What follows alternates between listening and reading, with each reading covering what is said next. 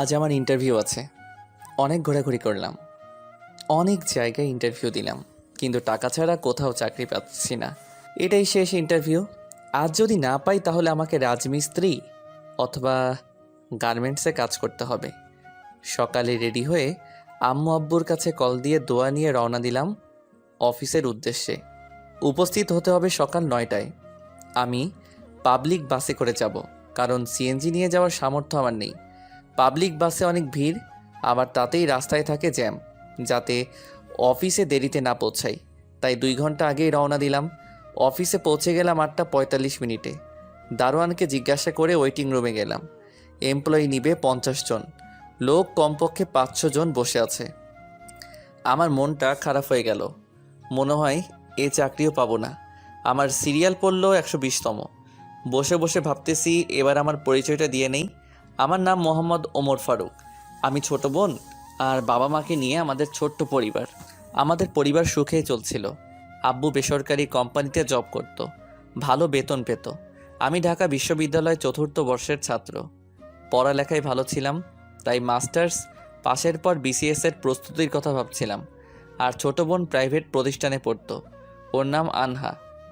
আনহাও মেধাবী ছাত্রী। যাই হোক, আমরা অনেক সুখেই ছিলাম, কিন্তু সুখের মাঝে কালো ধোঁয়া নেমে আসলো। আমার অনার্স ফাইনাল পরীক্ষার 3 মাস আগে হঠাৎ করে আব্বু স্ট্রোক করে বসে। আব্বু এতটাই অসুস্থ হয়ে পড়ে যে কাজ করা তো দূরের কথা, উঠে দাঁড়াতে পারতো না। আব্বু যে কোম্পানিতে জব করত, সেখান থেকে 2 লাখ টাকা দিয়ে আব্বুকে বের করে দেয়। আর আমার উপর সম্পূর্ণ পরিবারের দায়িত্ব এসে যায়। তাই কোনো মতে অনার্স পাশের পর চাকরির পিছনে লেগে পড়ি। কিন্তু চাকরি না পেয়ে টিউশনি করিয়ে নিজে চলেছি এবং পরিবারকেও চালিয়েছি। এখানে অনেক খরচ, এই জন্য সবাই গ্রামে পাঠিয়ে দিলাম। টিউশনির টাকা দিয়ে নিজে চলি এবং বাসায় টাকা পাঠাই। কয়েকটা ব্যাচ পড়াই আমি। সায়েন্স নিয়ে পড়েছি আমি, তাই স্টুডেন্ট অনেক। তারপর মাস্টার্স পাশ করলাম। একটা মেয়েকে ভালোবাসতাম, সে আমার 1 বছরের জুনিয়র ছিল। নাম ছিল আকলিমা আক্তার কণা। সে বড়লোক বাবার মেয়ে ছিল, আর আমি তখন বেকার। তাই কণার সাথে ইচ্ছে করে একটা ত্রুটি বের করে ব্রেকআপ করে দেই। অনেক কেঁদেছিলাম, কিন্তু বাস্তবতা মেনে নিয়েছি। কেটে গেছে প্রায় 1.5 বছর। অনেক কিছুই পাল্টে গেছে। এই চঞ্চল ছেলেটা অনেকটা শান্ত হয়ে গেছে। বাবাকে ডাক্তারের কাছে নিয়ে গেছিলাম। ডাক্তার বলেছে 2 বছরের মধ্যে অপারেশন করালে সম্পূর্ণ সুস্থ হবে, কিন্তু তার জন্য 20 লাখ টাকা লাগবে। এসব ভাবতেছি আর চোখ বেয়ে পানি পড়তেছে। যখন বুঝলাম এটা পাবলিক প্লেস, তখন ওয়াশরুমে গিয়ে মুখ ধুয়ে আসলাম। প্রায় 2টোর সময় আমার ডাক পড়ল। পেটে ক্ষুধা নিয়ে ভিতরে ঢুকলাম। আমার পর স্যারেরা লাঞ্চ করবে, তারপর আবার ইন্টারভিউ নিবে। যাই হোক, ভয় নিয়ে দরজায় নক করলাম। আসসালামু আলাইকুম, আসতে পারি স্যার? আসো। আমি ভিতরে ঢুকে চেয়ারের সামনে দাঁড়িয়ে গেলাম। আমায় বসতে বলল। আমি চেয়ারে বসলাম। সামনে দেখলাম 4টা চেয়ার, 3 জন আছে, মানে আরেকজন নেই। হঠাৎ কেউ একজন ভিতরে ঢুকলো, বোরকা পরা। ভিতরে ঢুকে ফাঁকা চেয়ারে গিয়ে বসলো। আমি বুঝলাম ইনিও বস। মেয়েটা আমার দিকে কিছুক্ষণ তাকিয়ে থেকে বোরকার মুখোশটা খুললো। আমি দেখে টাসকি খেলাম। আরে এ তো কণা, এখানে কেমনে আসলো? হায় আল্লাহ, অল্পের জন্য বোধহয় সব শেষ। আবার ভাবতেছি কণা এখানে আসলো কেমনে? হয়তোবা বিয়ে হয়েছে মালিকের ছেলের সাথে। কণার সাথে ইচ্ছে করে ব্রেকআপ করার প্রতিশোধ নিবে মনে হয়। আমি মুখ ভয়ে এমন হয়েছে যে আমি এভারেস্টের সর্বোচ্চ চূড়ায় উঠতে গিয়ে পড়ে গেলাম। আমার সব কল্পনা উড়িয়ে দিয়ে, সার্টিফিকেট দাও। এই যে স্যার। নাম কি তোমার? সব তো ভালোই, অভিজ্ঞতা আছে কি? না স্যার। আর কয়টা ইন্টারভিউ দিয়েছো? প্রায় 20টার মতো স্যার। হয়তোবা তোমার কোনো সমস্যা আছে, তাই নেয়নি। আসলে তা নয় স্যার, আমি উচ্চ পদস্থ কর্মকর্তাদের টাকা দিতে পারিনি, তাই হয়নি। এখানে চাকরি না হলে কি করবেন? কি আর করব, অনেক গার্মেন্টস কোম্পানি আছে তো সেখানে ঢুকে যাব। ঢাকা বিশ্ববিদ্যালয় থেকে অনার্স কমপ্লিট করে গার্মেন্টসে চাকরি করবা?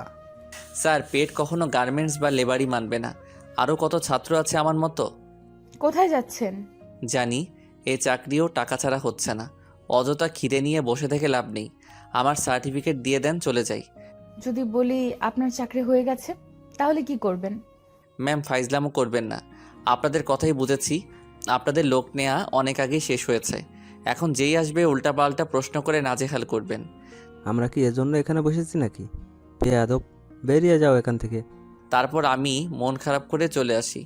আমি বাসে করে বাসার দিকে রওনা দিই। আর ওদিকে এক হলো কোম্পানির মালিক জিসান চৌধুরী স্যার, 2 ওনার ছেলে কাব্য চৌধুরী স্যার, 3 হলো ম্যানেজার হারুন খান, আর কণা হলো জিসান চৌধুরীর ভাগ্নি। এদিকে কণার আমার সাথে ব্রেকআপের পর টিসি নিয়ে কানাডায় গিয়ে ম্যানেজমেন্ট নিয়ে অনার্স পাশ করে দেশে এসে মামার কোম্পানির একটা শাখা দেখাশোনা করে। ওরা সবাই লাঞ্চ করতে গেল। ওখানে দেখছো মামুনি, ছেলেটা কি বিয়াদব। আমি তো থাপ্পড় দিতে চেয়েছিলাম। মামা জানো ওই ছেলেটা কে? হবে হয়তো কোনো ছোট লোকের বাচ্চা। কেন মামুনি? মামা, এই ছেলেটাকে আমি ভালোবাসতাম। তার মানে তুই এই সামান্য ছেলের জন্য দেশ ছেড়েছিলি?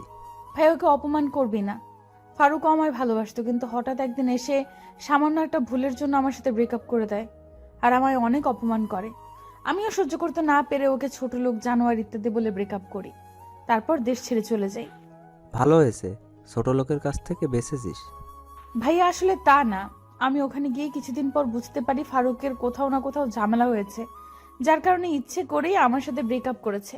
কিন্তু ওর সাথে অনেক যোগাযোগ করতে চেয়েও পারিনি, আর আজ ওকে দেখেও কিছু বলতে পারলাম না। কেন মামুনি? মামা, যে ছেলে ছিল অনেক চঞ্চল আর রসিক স্বভাবের, আজ তার গম্ভীর ভাব দেখে আমার কান্না আসছিল, তাই কথা বলতে পারিনি। তুমি এখনো ওকে ভালোবাসো? মামা, একমাত্র ওর জন্যই আমি দেশে আসি, কিন্তু ওর ঠিকানা পাইনি। অনেক খুঁজেছি, ওর বন্ধুদের মাধ্যমে লোকেশন খোঁজার চেষ্টা করেছি, কিন্তু পারিনি। সবাই বলে গ্রামে গেছে, কিন্তু কেউ ঠিকানা জানে না। তাহলে ছেলেটাকে চাকরি দে। ওর সাথে আমায় আজ যে করেই হোক দেখা করতে হবে। ওর তো ঠিকানাও জানিস না, কেমনে দেখা করবি? শোনো, ওর চাকরি কনফার্ম করে ওর জিমেইলে মেসেজ দাও, আর ওকে আমার পিএ হিসেবে নিয়োগ দাও। আর ওকে বুঝতে দেওয়া যাবে না আমি ওকে ভালোবাসি, আর ফারুক মনে করেছে আমার বিয়ে হয়ে গিয়েছে। আর ওর সাথে এমন চুক্তি করতে হবে যেন 10 বছরের চাকরি ছাড়তে না পারে। পারলে অনেক টাকা ওকে লোন দেওয়া হবে। মামুনি, তুমি আমার মেয়ের মতোই, যা ভালো বোঝো তাই করো। ওকে মামা, আর ম্যানেজার স্যার কাজটি করবেন। ওকে। তারপর ওরা খেয়ে আবার ইন্টারভিউ নিতে শুরু করলো। আর এদিকে আমি বাসে ঝুলে বাসায় আসি। বাসায় এসে দেখি রান্না করার কিছুই নেই। পাশের দোকান থেকে অরেঞ্জ বিস্কুট আর বারবিকিউ চানাচুর এনে খেলাম, আর পানি খেয়ে ঘুমালাম। উঠলাম ছাত্রের ডাকে। আসলে আমি 2টো রুম নিয়ে থাকি, শহর থেকে একটু দূরে। রুম ভাড়া লাগে 4000।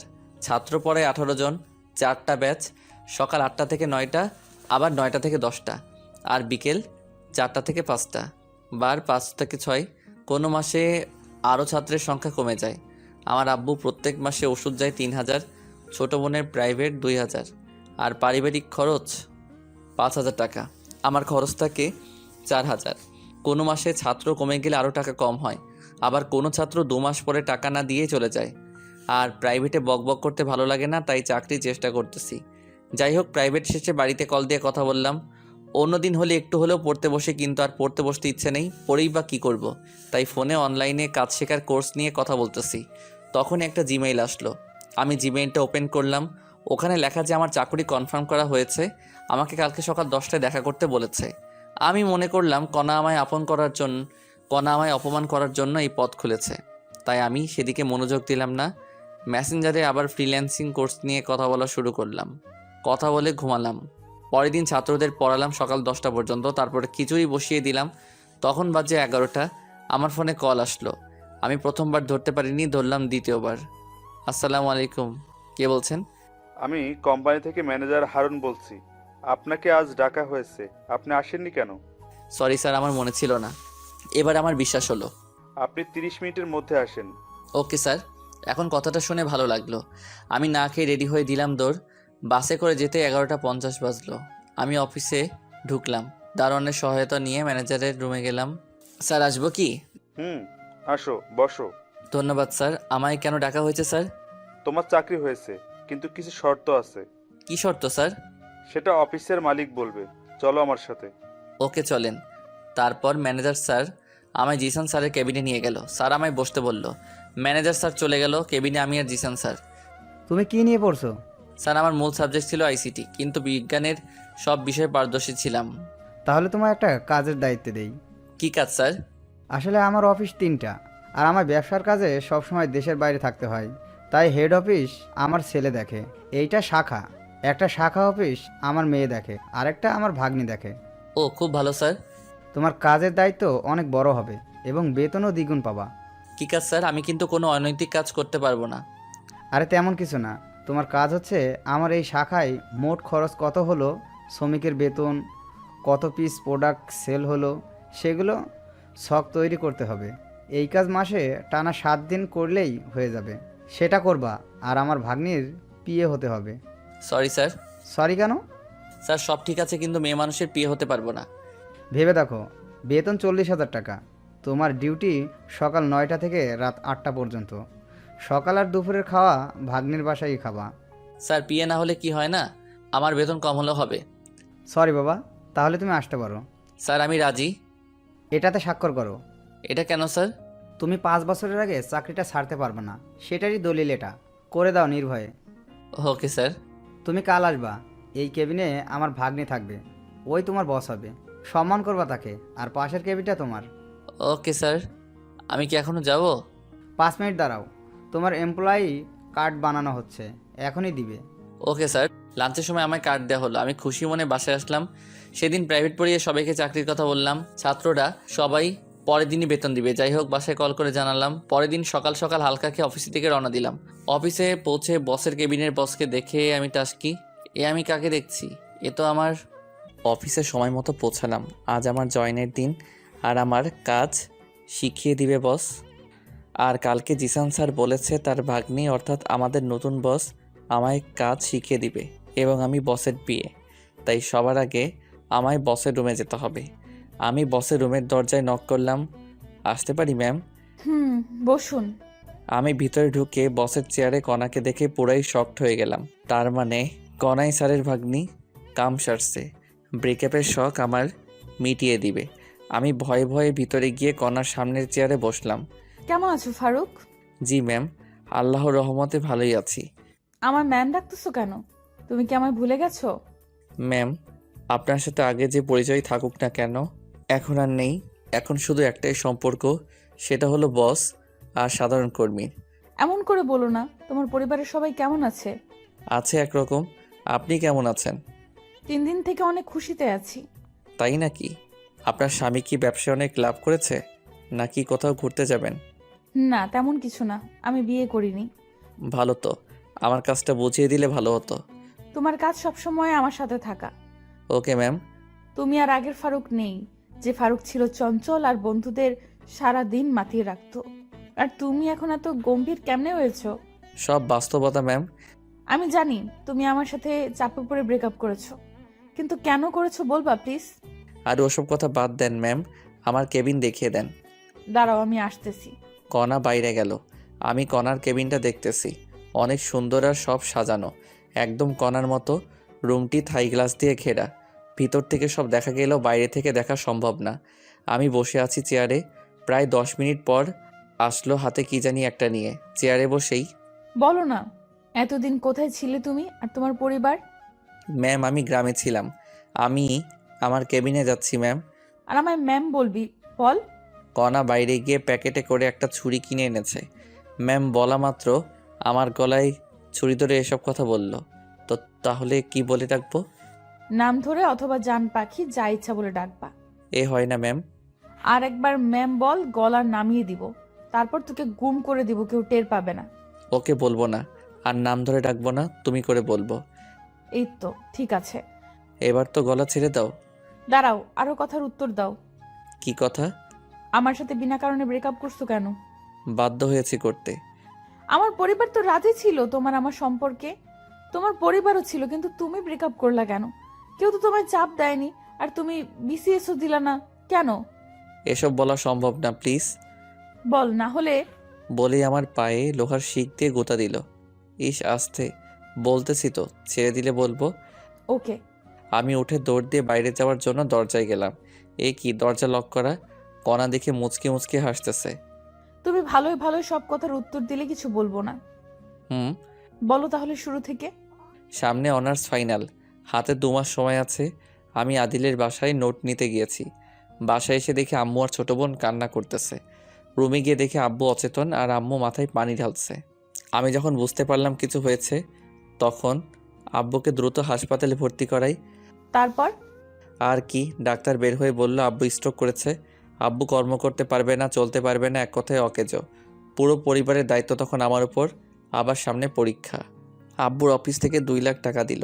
আর ঢাকায় তো অনেক খরচ, আবার ছোট বোনের স্কুল ফি, আব্বুর ওষুধ সহ প্রত্যেক মাসে অনেক টাকা যেত। তাই সবাইকে গ্রামে পাঠিয়ে দিলাম আর আমি প্রাইভেট পড়ানো শুরু করলাম। তখন তুমি কিছুই জানোনি, আমি বলিনি তোমায়। আমার স্বপ্নগুলো চুরমার হয়ে গেল আর তুমি আবার প্রেশার দেওয়া শুরু করলা, সময় দেই না ইত্যাদি। তাই বাধ্য হয়ে তোমার সামান্য একটা ভুল ধরেই ব্রেকআপ করে দিয়েছি, কারণ তখন আর আমার কোনো উপায় ছিল না। সাবাস, খুব ভালো কাজ করেছো। কুত্তা কোথাকার, আমি কি তোমায় ভালোবাসতাম না? আমায় একবার বললে কি হতো যে তোমার বাসায় এত বড় ঘটনা ঘটে গেছে? তার জন্য দুঃখিত। এখন আঙ্কেলের কি অবস্থা?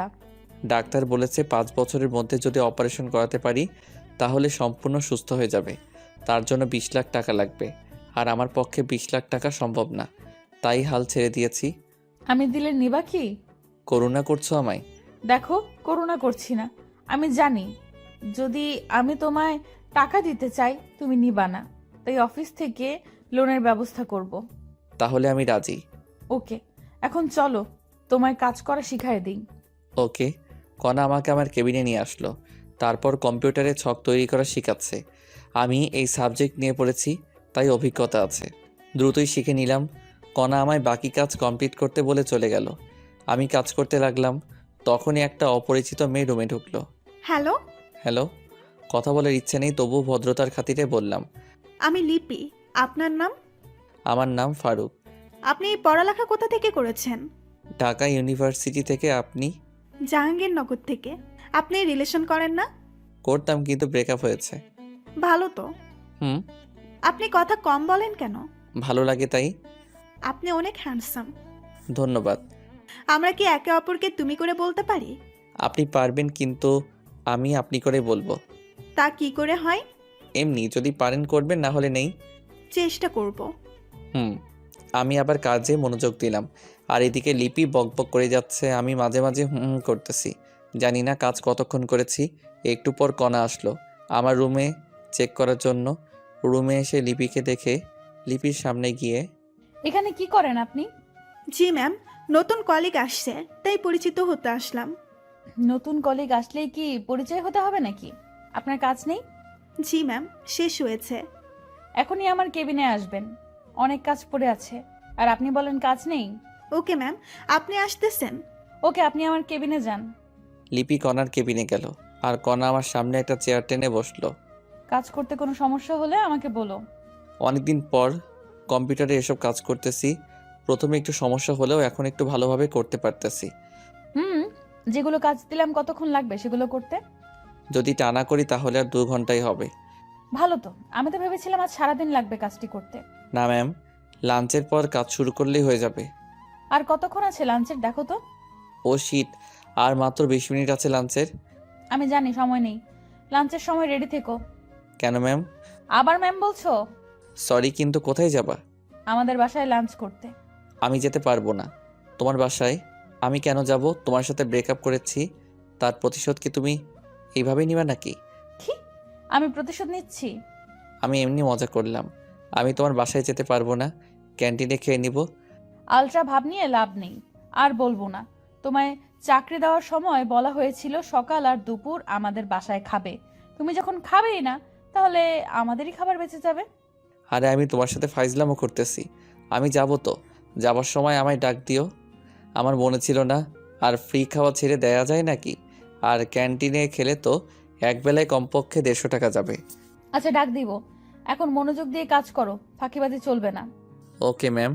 আবার ম্যাম বললা কেন? আপনি তো ম্যামের মতো করে আদেশ করলেন, তাই ম্যাম বলেছি। যাই বলো, ম্যাম বলবা না। তাহলে আপামনি বলি।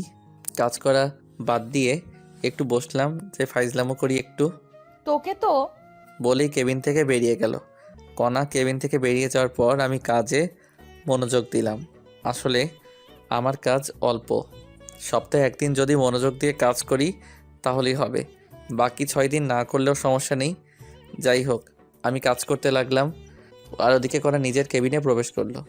কণা দেখলো লিপি সামনের চেয়ারে বসে আছে। কণা বসের সিটে গিয়ে বসে, সরি মামা, দেরি করার জন্য। ব্যাপার না মামা, তোদের দুজনের কাহিনী এতক্ষণ সিসিটিভিতে দেখলাম।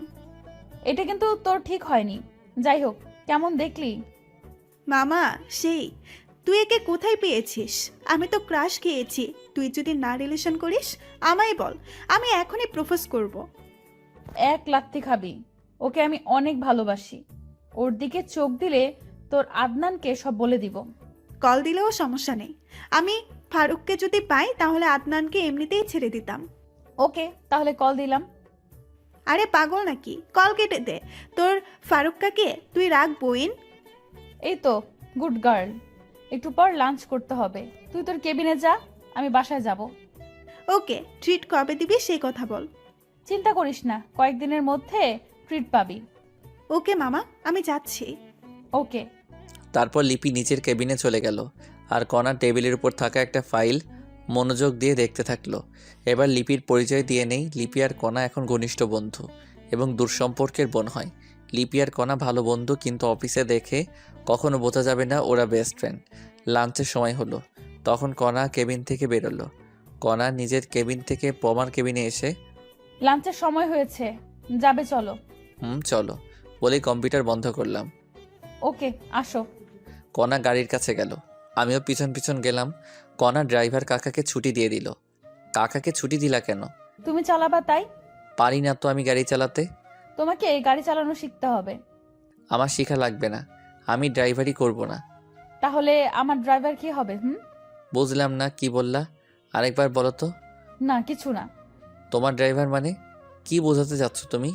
তুমি যা বোঝো তাই। এখন গাড়িতে ওঠো, প্রচুর খিদে লাগছে, বাসায় যাওয়া লাগবে। আচ্ছা চলো। তারপর কণা ড্রাইভারের সিটে বসলো আর আমি পিছনের সিটে বসলাম। তখনই, তুমি পিছনে বসলা কেন? তাহলে কোথায় বসবো? আমাকে কি তোমার ড্রাইভার মনে হয়? সামনে বসো। আচ্ছা, আমি সামনে গিয়ে বসলাম আর কণা গাড়ি চালাতে লাগলো। প্রায় 20 মিনিট পর একটা বাড়ির সামনে আসলাম।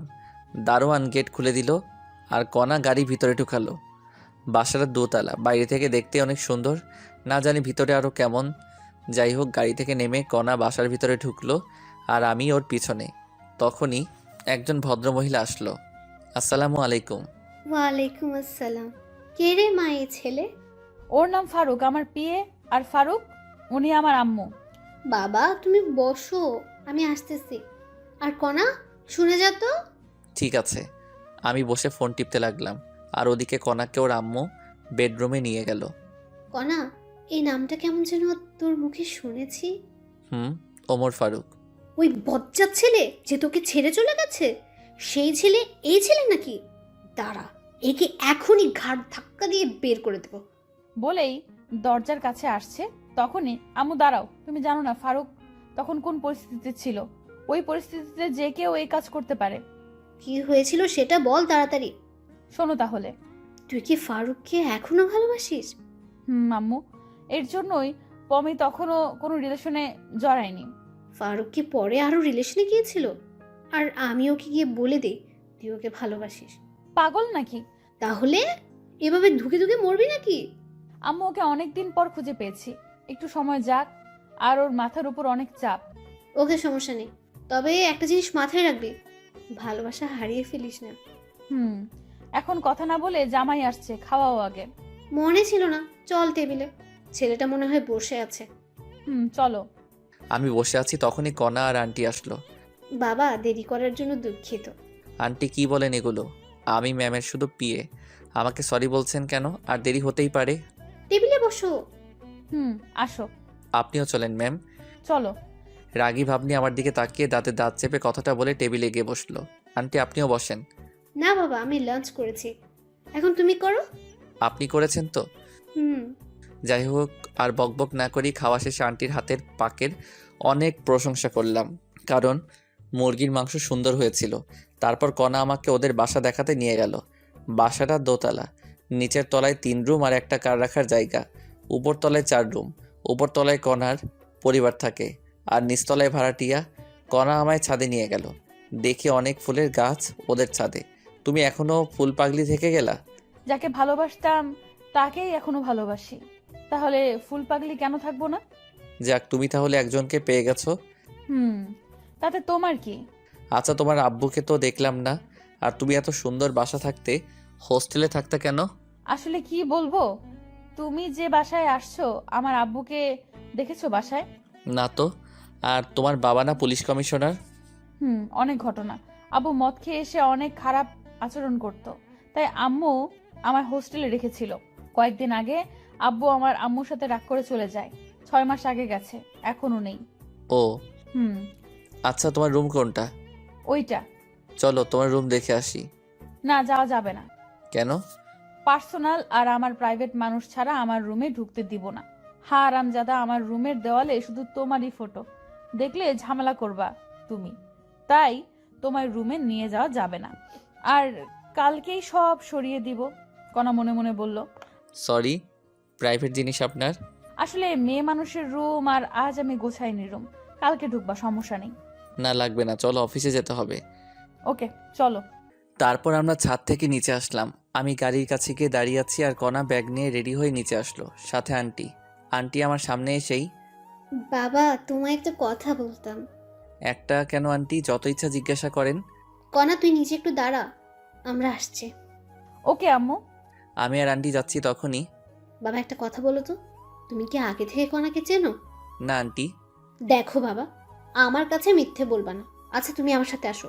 চলেন। আন্টি আমায় কণার বেডরুমে নিয়ে গেল। আমি রুমের ভিতরে প্রবেশ করলাম আর টাস্কি খেলাম।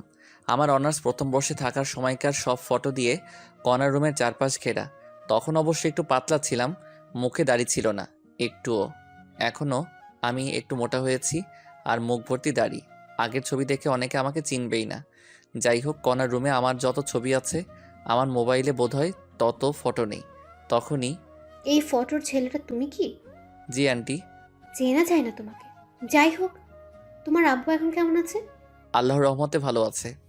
আমার মেয়ে এখনো এই ছবি প্রত্যেক দিন বের করে কাঁদে। বালিশের নিচ থেকে একটা ফটো দেখালো। ওই ফটো আমি আর কণা একটা স্টুডিওতে তুলেছিলাম। আন্টি, আপনার মনের ভুল। কণার আর আমার ব্রেকআপ অনেক আগেই হয়েছে। সেটা শুনেছি। কণা তোমার কাছে ফিরে আসলে ওকে মেনে নিবে না? আন্টি, আমি চাই কণা সুখে থাকুক, আর সুখে থাকার জন্য দরকার টাকা। আমার কাছে তো টাকা নেই, আর আমি কণার যোগ্য না। কণা অনেক ভালো পাত্র পাবে, আমি নিশ্চিত। বিসিএস ক্যাডার তো পাবেই, অনেক সুখে থাকবে। টাকা দিয়ে কি হবে বলো বাবা? আন্টি, আবেগ দিয়ে জীবন চলে না, বাস্তবতা মেনে নিতে হয়। নিজে চলো বাবা। চলেন। তারপর আন্টি সহ নিচে আসলাম। কণা গাড়ির ওখানে দাঁড়িয়ে কার সাথে যেন কথা বলছে। আমরা যাওয়া মাত্র কল কেটে দিয়ে রেখে দিল। কি হয়েছিল আম্মু? কণা, আজ আর তোদের অফিসে যাওয়া লাগবে না। কেন?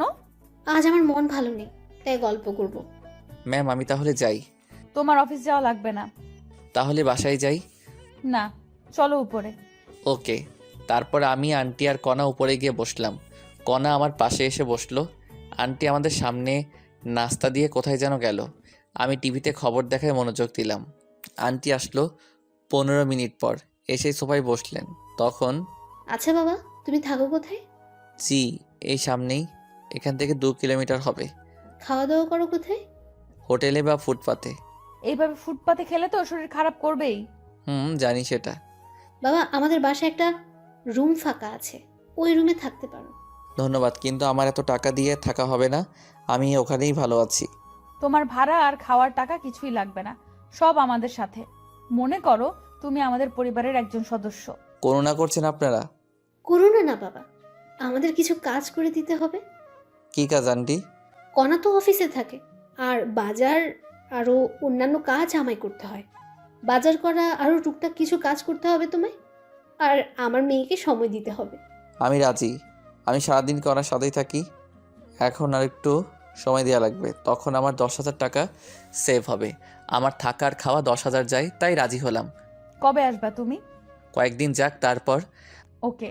তোরা বসে গল্প কর, আমি খিচুড়ি রান্না করছি। ওকে আম্মু, তার আগে আমাদের 2 মগ কফি বানিয়ে দাও। আচ্ছা, দিচ্ছি। আন্টি রান্নাঘরে গেল আর কণা আমায় ওর বেডরুমে নিয়ে গেল। আমি ওর বেডরুমে গিয়ে, কণা এগুলো কি? দেয়ালে লাগানো আমার ছবি দেখিয়ে। ওই ছেলেটাকে ভালোবাসতাম। ওটা তো আমার ফটো, আর তোমার সাথে তো পমার ব্রেকআপ হয়ে গেছে, তাহলে এই ফটোগুলো রাখছো কেন? সেই ছেলেটাকে যে এখনো পাগলের মতো ভালোবাসি। তোমার ঢং। বলি চেয়ার টেনে নিয়ে ফটোগুলো ছেঁড়ার জন্য হাত বাড়ালাম। যদি একটা ফটো ছিল, তোমার অবস্থা খারাপ আছে। প্লিজ এমন পাগলামো করো না, তোমার আম্মু জানতে পারলে ঝামেলা হয়ে যাবে। আম্মু সব জানে। দেখো কনা, তুমি আমার চেয়ে অনেক ভালো ছেলে পাবা, পয়সাওয়ালা জামাই পাবা, আর এগুলো দেখলে তোমার অনেক সমস্যা হবে। তোকে সেটা বলতে হবে। আমি কি করব? ওকে, তুমি কি করো করো, আমি তাহলে আজকেই চাকরি ছেড়ে দিচ্ছি, থাকবো না আর এই শহরে। সেই সুযোগ নেই চান্দু। দেখা যাবে। বলে আমি চলে আসতে ধরলাম, তখনই কণা পমার হাত টেনে ওর বিছানায় বসালো। 5 বছরের এগ্রিমেন্টের কথা মনে আছে? যদি চাকরি না করো কমপক্ষে 2 বছরের জেল হয়ে যাবে। বলেও সমস্যা নেই, কি করবে আমায়, এখন যে চাকরির হাহাকার, 2 দিন পরই অন্য লোক পেয়ে যাবে। যদি জেল হয় তোমার পরিবারের কি হবে ভেবে দেখেছো? তাহলে কি করবা? আমি চাকরি করব। এই তো গুড বয়। কিছুক্ষণ আমরা দুজনে চুপ করে আছি। নীরবতা ভাঙলো আন্টির কফি আনার কারণে। আন্টি কফি দিয়ে গেল, কণা আর আমি কফি পান করতেছি। তখনই, কণা তুমি যেটা ভাবছো সেটা সম্ভব নয়। তুমি অন্য কাউকে ভালোবাসো? কফি খাওয়া বাদ দিয়ে আমার কাছে এসে বলল। আমিও তোমাকে অনেক ভালোবাসতাম, কিন্তু আমি পরিস্থিতির শিকার। আমি জানি, আর আমি তোমার আব্বু আর হবু শ্বশুরের চিকিৎসা করাবো। তুমি আবার কিছুদিন পর খোটা দিবা। আমায় কি এমন মনে হয় তোমার? কয়েকদিন সময় দাও আমায়। ওকে, চলো ছাদে যাই। না, আমি বাসায় যাব। আম্মু রান্না করছে, খেয়ে যাবা। দেখো তো কত দূর হলো। ওকে। কণা নিচে চলে গেল, আর আমি ভাবতেছি কণাকে আমারই আগে পছন্দ হয়েছিল, তারপর ভালোবেসেছিলাম। অনেক দিন পিছনে ঘুরেছি, অনেক থাপ্পড়ও খেয়েছি, তবুও বেহায়ের মতো পিছনে ঘুরতাম। আর ওদিকে কণাও চুপি চুপি আমার সব ইনফরমেশন বের করেছিল। পরে রাজি হয়, শুরু হয় আমাদের প্রেম। 1 বছর চুটিয়ে প্রেম করি, একে অপরকে ছাড়া কিছুই বুঝতাম না। একদিন দেখা না করলে আমায় মার খেতে হতো, আর আমার অধিকাংশ পোশাক কণায় গিফট করতো। আমার পরিবারের সবার জন্যই করতো গিফট। আমি কণাকে কিছু দিতে পারিনি। কণা আমার হাত খরচ, রেস্টুরেন্ট বিল সব দিত। আমাদের রিলেশনের কথা আমার পরিবার জানতো এবং মেনেও নিয়েছিল। কণার পরিবারও জানতো। অনার্স পাশের পর দেখা করাতে চেয়েছিল, তারপর আব্বুর ঘটনার পর আর দেখা করতে পারলাম না। টিউশনি শুরু করি, যেটা কণা জানতো না। প্রত্যেক দিন দেখা করতে যাওয়া আমার সমস্যা হচ্ছিল, তাই ভালোবাসাকে বিসর্জন দিয়েছিলাম। ব্রেকআপের দিন কণা আমায় অনেক অপমান করে চলে যায়। ব্রেকআপের পর টানা 15 দিন রুম থেকে বের হইনি।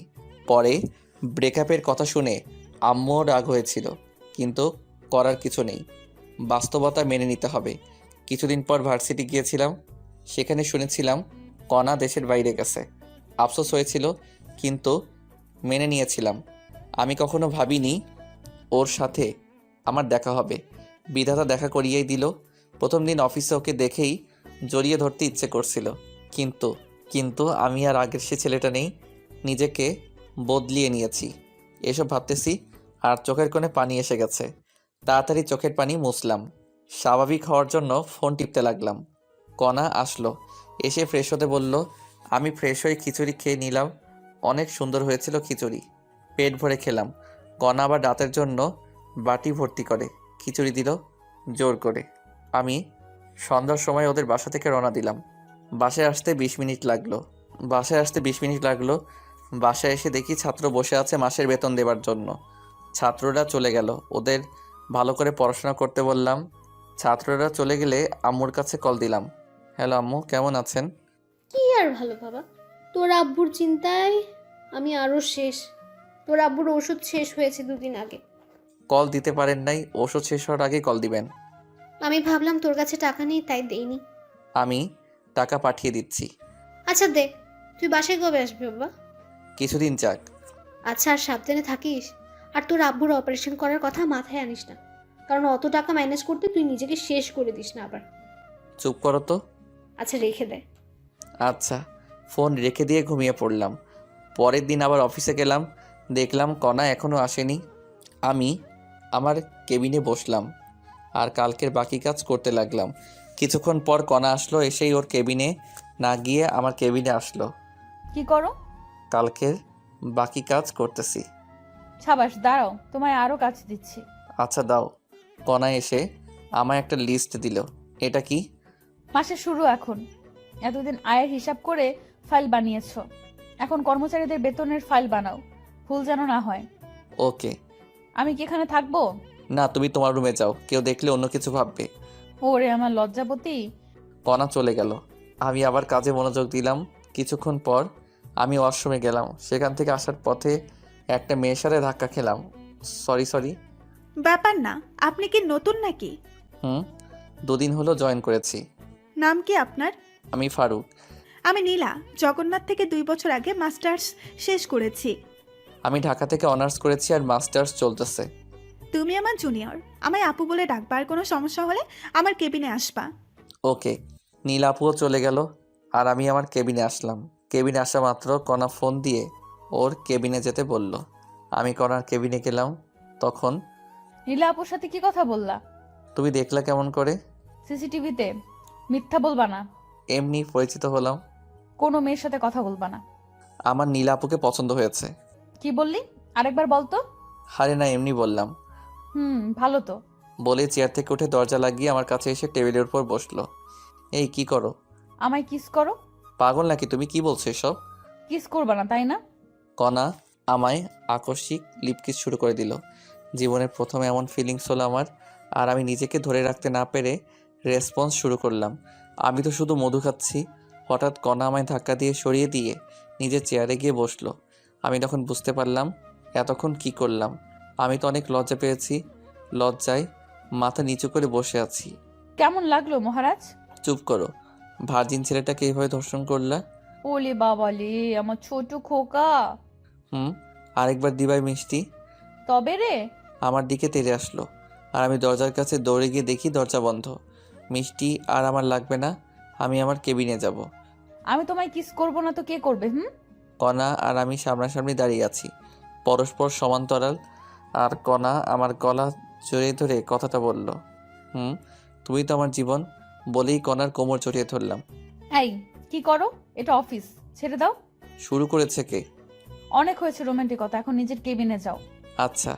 আমি আমার কেবিনে যাওয়ার জন্য পা বাড়িয়েছি, তখনই দাঁড়াও। আবার কি? কেবিনে গিয়ে ভদ্র ছেলের মতো কাজ করবা, কোথাও তাকাবা না। আমার কাছে এসে আমার কপালে চুমু দিয়ে কণা রুমের দরজা খুলে দিল আর আমি বেরিয়ে আমার কেবিনে গেলাম। কেবিনে গিয়ে আবার কাজ করতে লাগলাম। অনেক গুরুত্বপূর্ণ লিস্ট তৈরি করতে লাগলাম।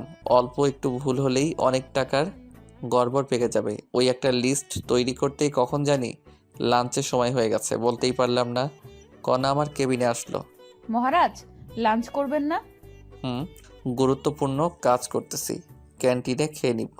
আজ তোমার সাথে যেতে পারবো না। তুমি কাজ করো, আমি তোমার জন্য খাবার নিয়ে আসবো।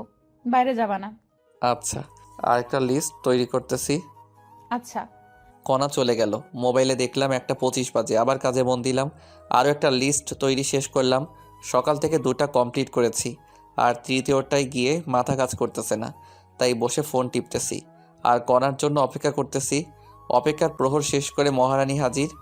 আমার কেবিনে আসো। ওকে। কণার নিজের কেবিনে গেল আর আমি ফ্রেশ হয়ে আসলাম। কণার কেবিনে গিয়ে দেখি কণা প্লেটে খাবার তৈরি করে রাখছে। আমি ভিতরে গেলাম আর ওর সামনে গিয়ে বসলাম। তুলে খাওয়াও। লজ্জা করে আমার। দরজা লক করে দাও। লাগবে না। তুলে খাওয়াও তো। আমার কিন্তু রাগ হচ্ছে। কণা আমায় তুলে খাওয়াচ্ছে আর আমি এটাও জানি কণা বাসায় খাইনি, তাই ওকে আমি তুলে খাওয়ালাম। একই প্লেটে দুজন খাচ্ছি। তালি শব্দের পিছনে তাকিয়ে আমি ভয়ে চুপসে গেলাম। বাহ মামা বাহ, অনেক দূর গিয়েছিস অথচ ট্রিট পেলাম না। মামা মানে লিপি আপু? আপনি কণাকে চেনেন নাকি? সেদিন তো সাধারণ এমপ্লয়ির মতো ব্যবহার করলেন। তুমি চলে যাওয়ার পর লিপি আমার বেস্ট ফ্রেন্ড ছিল। তোমার আমার সব কথা লিপি জানে। শালি দিলা তো রোমান্টিক মনটা নষ্ট করে। দুলাভাই, আমায় তুলে খাওয়াবেন না? আসো। খবরদার। দুলাভাই লাগবে না, কণা আমার ভাগেরটা কই? দরজা লক করে দিয়ে এসে বস, তোর জন্যই এনেছি। সত্যি দে তো মামা। তারপর কণা লিপিকেও খাবার দিল। লিপি খাচ্ছে। হা করো। পেট ভরে গেছে। মিথ্যা বলতে পারো না, বলো কেন? লিপি থাকলেও সমস্যা নেই, ওর একটু চলুক। আচ্ছা দাও। তারপর আমরা একে অপরকে খাইয়ে দিয়ে খাওয়া শেষ করলাম। খাওয়া শেষে কণা সব গুছিয়ে রাখলো, সাথে লিপি সহযোগিতা করলো। আমরা 3জনই গল্প করতে লাগলাম। তখনই আমার ফোনে কল আসলো। কল ধরে যা শুনলাম তা শুনে অজ্ঞান হয়ে গেলাম। তারপর আমার ফোনে কল আসলো। পকেট থেকে ফোন বের করে দেখি আম্মু কল দিয়েছে। কণা আর লিপিকে চুপ থাকতে বলে আমি আম্মুর কল ধরলাম। কোথায় তুই বাবা? অফিসে আছি আম্মু। কেন, কোনো সমস্যা হয়েছে কি? বাবা, তোর আব্বু 2 দিন ঔষধ না খাওয়ায় আজ মারাত্মক অসুস্থ। খুব তাড়াতাড়ি হাসপাতালে নিয়ে যাও। আমরা এখন গাইবান্ধার SKS হাসপাতালে আছি। ওরা বললো তোর আব্বুর অবস্থা খারাপের দিকে। কি বললো ডাক্তার? 1 মাসের ভেতর অপারেশন না করালে তোর আব্বুকে বাঁচানো যাবে না। আব্বুর কিছুই হবে না, আমি আছি তো। তুই কাল বাসায় আয়। আচ্ছা রাখি। ফোন কেটে দিয়ে সোফায় বসলাম। কণা আর লিপিকে জিজ্ঞেস করলো তা শুনতেই পারলাম না। আমার কাছে 1 টাকাও ক্যাশ নেই, অথচ আজকের মধ্যে 20 লাখ টাকা লাগবে। কোথায় পাবো আমি এত টাকা? মাথায় শুধু টাকার চিন্তা আর মুখেও টাকা আর টাকা। টেনশনে আমার মাথা ধরে আসলো। তারপর আমি জ্ঞান হারিয়ে ফেলি। তারপর কি হয়েছে আমার মনে নেই। যখন আমি স্বাভাবিক অবস্থায় আসি তখন আমি দেখলাম আমি হাসপাতালে। আমার মাথার কাছে কণা বসা, সামনের বেঞ্চে লিপি আর আন্টি বসে আছে। আমি এখানে কেমনে আসলাম? তোমার ফোন আসার পর তুমি অজ্ঞান হয়ে গেছো। তারপর আমি আর লিপি অফিসের সবার সহযোগিতায় হসপিটালে নিয়ে আসলাম। 1 ঘন্টা পর জ্ঞান ফিরলো। আচ্ছা বলো তো কি হয়েছিল যার কারণে অতিরিক্ত টেনশন করেছো? আমার আব্বু 2 দিন ওষুধ খাইনি, আজ নাকি মারাত্মক অসুস্থ, হাসপাতালে আছে। বলো কি, কখন হয়েছে? আমাকে তো বলতে পারতা। প্লিজ তুমি যে করেই হোক 20 লাখ টাকা ম্যানেজ করে দাও। তুমি যা বলবে আমি তাই করব। আব্বুর কথা মনে হওয়া মাত্র কণার পা ধরে কথাটা বললাম। টাকা দিয়ে কি করবা? আব্বুর অপারেশন 1 মাসের মধ্যে না করলে বাঁচাতে পারবো না, প্লিজ ব্যবস্থা করো। তোমার আব্বু এখন কোথায় আছে? গাইবান্ধার একটা প্রাইভেট হাসপাতালে। তুমি এখনই অ্যাম্বুলেন্সে করে আমার শ্বশুর শাশুড়ি আর ননদকে ঢাকায় আসতে বলো। আমি টাকা রেডি করতেছি, আর আমার শর্তগুলো পরে শুনবা। আচ্ছা। কণা আর আন্টি কথা বলতেছে আর আমি চাচাতো ভাইকে কল দিলাম, সব ব্যবস্থা করে দিতে বললাম। আর ওদিকে আম্মু, আমার অ্যাকাউন্টে মাত্র 13 লাখ টাকা আছে। মামুনি, তুই তো জানিসই আমার অ্যাকাউন্টে 5 লাখ টাকা আছে। আরও লাগবে, কমপক্ষে 22 লাখ টাকা লাগবে মোট খরচ সহ। দেখো আমার অ্যাকাউন্টে 2 লাখ আছে। আমি আব্বুকে কল দিয়ে এখনই 5 লাখ টাকা নিয়ে আসতে বলি। যদি থাকে এখনই বলো। ওকে। লিপি ওর আব্বুকে কল দিয়ে সব খুলে বলল। ওর আব্বুর ক্যাশ টাকা ছিল কিছু, আর বাকি টাকা ব্যাংক থেকে তুলে সন্ধ্যার দিকে নিয়ে আসবে বলল। তারপর কণা আমার কাছে এসে, চিন্তা করো না, টাকা ম্যানেজ করেছি। আল্লাহ সহায় হলে আমার শ্বশুরের কিছুই হবে না। আমি তোমার সারা জীবন তোমার কেনা দাস হয়ে থাকবো। ছাড়ো, সামনে আম্মু দেখছে। এখন ব্যাংকে যাওয়া লাগবে, দেরি হলে ব্যাংক বন্ধ করবে। চলো। আমি আন্টি মানে হবু শাশুড়ি, কণা আর লিপি ব্যাংকের উদ্দেশ্যে রওনা দিলাম। মনটা আমার ছটফট করতেছে। আবার আম্মুর কাছে কল দিলাম। আম্মু, আব্বুর কি অবস্থা? এখন স্বাভাবিক হয়েছে। ওখানে আদনান থাকলে দাও তো। কথা বল। আদনান, আব্বু কি স্বাভাবিক? ভাইয়া, বড় আব্বু এখন স্বাভাবিক। আমি ঢাকায় যাওয়ার সব ব্যবস্থা করেছি, এখন রওনা দিব। সাবধানে নিয়ে আসিস। চিন্তা করতে হবে না, আমি ঢাকায় পৌঁছে কল দিব। ওকে, আমি টাকা ম্যানেজ করার চেষ্টা করতেছি। আমরা গাড়িতে উঠেই রওনা দিব। রাখি। ওকে। ফোন কেটে দিলাম, কারণ আমরা ব্যাংকে পৌঁছে গেছি। একসাথে 2 রিলেটিভ অ্যাকাউন্ট থেকে 18 লাখ টাকা তুলতে অনেক সমস্যা ঝামেলা তৈরি হলো। যখন আমার আব্বুর ইমার্জেন্সি অপারেশনের রিসিপ্ট দেখলাম তখন ক্যাশ দিল। টাকা নিয়ে অনেক সাবধানে কণার বাসায় আসলাম, কারণ দেশে অনেক চোর বাটপার আছে। টাকা গোপন জায়গায় রেখে দিলাম। আমার পরিবার আসতেছে, তাই আমার হবু শাশুড়ি বিরিয়ানি আর কলিজা ভুনা রান্না করতেছে। মনটা এখন হালকা লাগছে, খুশিতে কান্না করতে লাগলাম। তখনই কণা এসে হাত ধরে টেনে ওর রুমে নিয়ে গেল। এই হারামজাদা, কান্না করছো কেন? খুশিতে কান্না চলে আসছে। কান্না করো না প্লিজ। তুমি কান্না করলে আমারও চোখে পানি চলে আসে। আমার চোখের পানি ওর আঁচল দিয়ে মুছিয়ে দিয়ে, আমি তোমাকে পেয়ে ধন্য হয়ে গেছি। শর্তগুলো মনে রাখিও। যাই করো, আমার পরিবারকে ফেলে দিতে বলবা না। এসব না, কয়েকটা শর্ত বলে দেই। শুধু আমায় ভালোবাসতে হবে, আমায় কয়েকদিনের মধ্যে বিয়ে করতে হবে। সেখানে আমার ফ্যামিলি আর তোমার ফ্যামিলি একসাথে থাকবে। অন্য মেয়ের দিকে তাকালে চোখ তুলে ফেলবো। আর বাকি শর্তগুলো পরে বলবো। বলো রাজি কিনা? আমি তোমার সব শর্তে রাজি বলেই কণাকে জড়িয়ে ধরে বিছানায় ফেলে দিলাম। যখনই হবু শাশুড়ি ডাক দিল, কণা আমায় ধাক্কা দিয়ে বিছানায় বসলো। আমিও বসে ফোন টিপতে লাগলাম। শাশুড়ি এসে, তোমার আব্বু কতদূর আসলো? আর 2 ঘন্টার একটু বেশি লাগবে। তাহলে তোরা সবাই খেয়ে নে। ওকে। আমাকে অনেক খিদে লাগছে, তাই ফ্রেশ হয়ে পেট ভরে খেয়ে নিলাম। খাওয়া শেষে সোফায় বসে টিভি দেখতেছি। লিপির আব্বু টাকা নিয়ে আসলো, আমাকে চিন্তা করতে নিষেধ করলো এবং সাথে করে লিপিকে নিয়ে গেল। কণা টাকা রেখে আসলো আর আমার শাশুড়ি ঘুমাতে গেল। আর আব্বু আম্মু আসলে ডাক দিতে বলল। কণার কথা জিজ্ঞেস করলাম, কণা নাকি ঘুমিয়েছে। আমি সোফায় বসে আছি, তখনই কণা আসলো। তুমি ঘুমাওনি? না, তুমি এখানে তাই আসলাম। তুমি গিয়ে ঘুমাও। চুপ করো।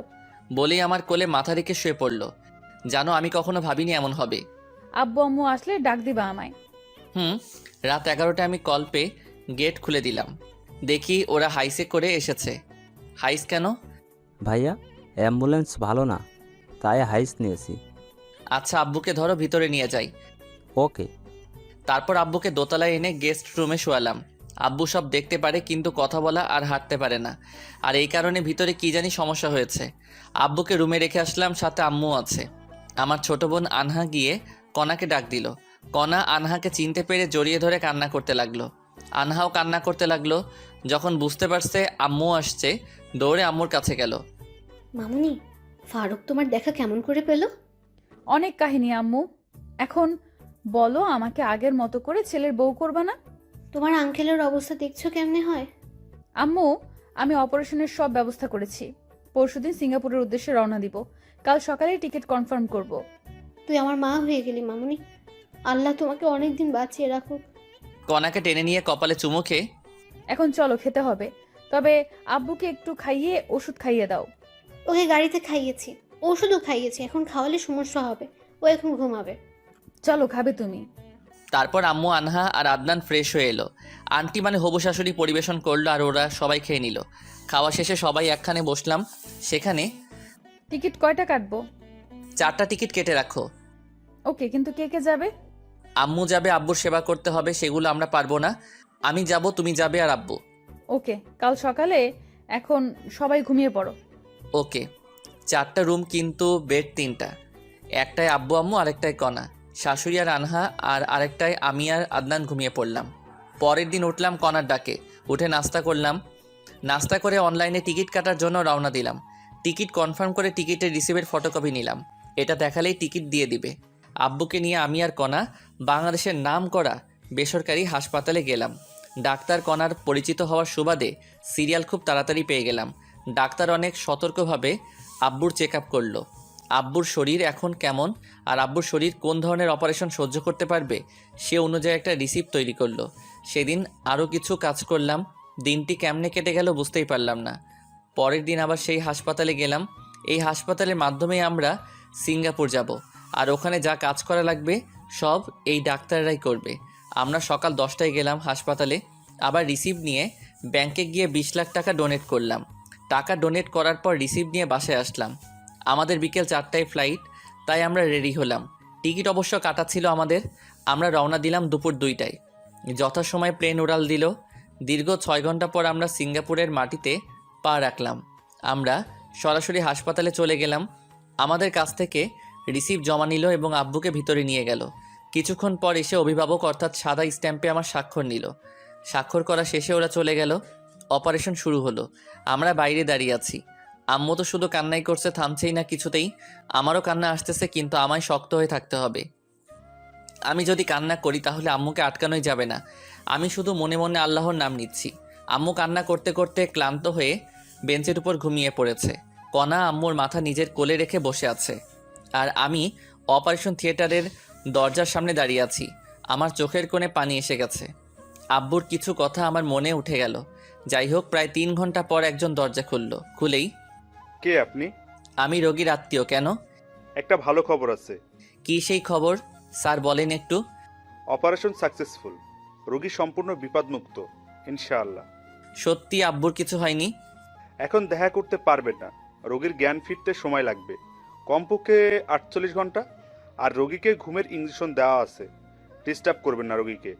ভিতরে গিয়ে দেখি সিনিয়র ডাক্তার সহ আরও 5 জন দাঁড়িয়ে আলোচনা করতেছে। Okay sir.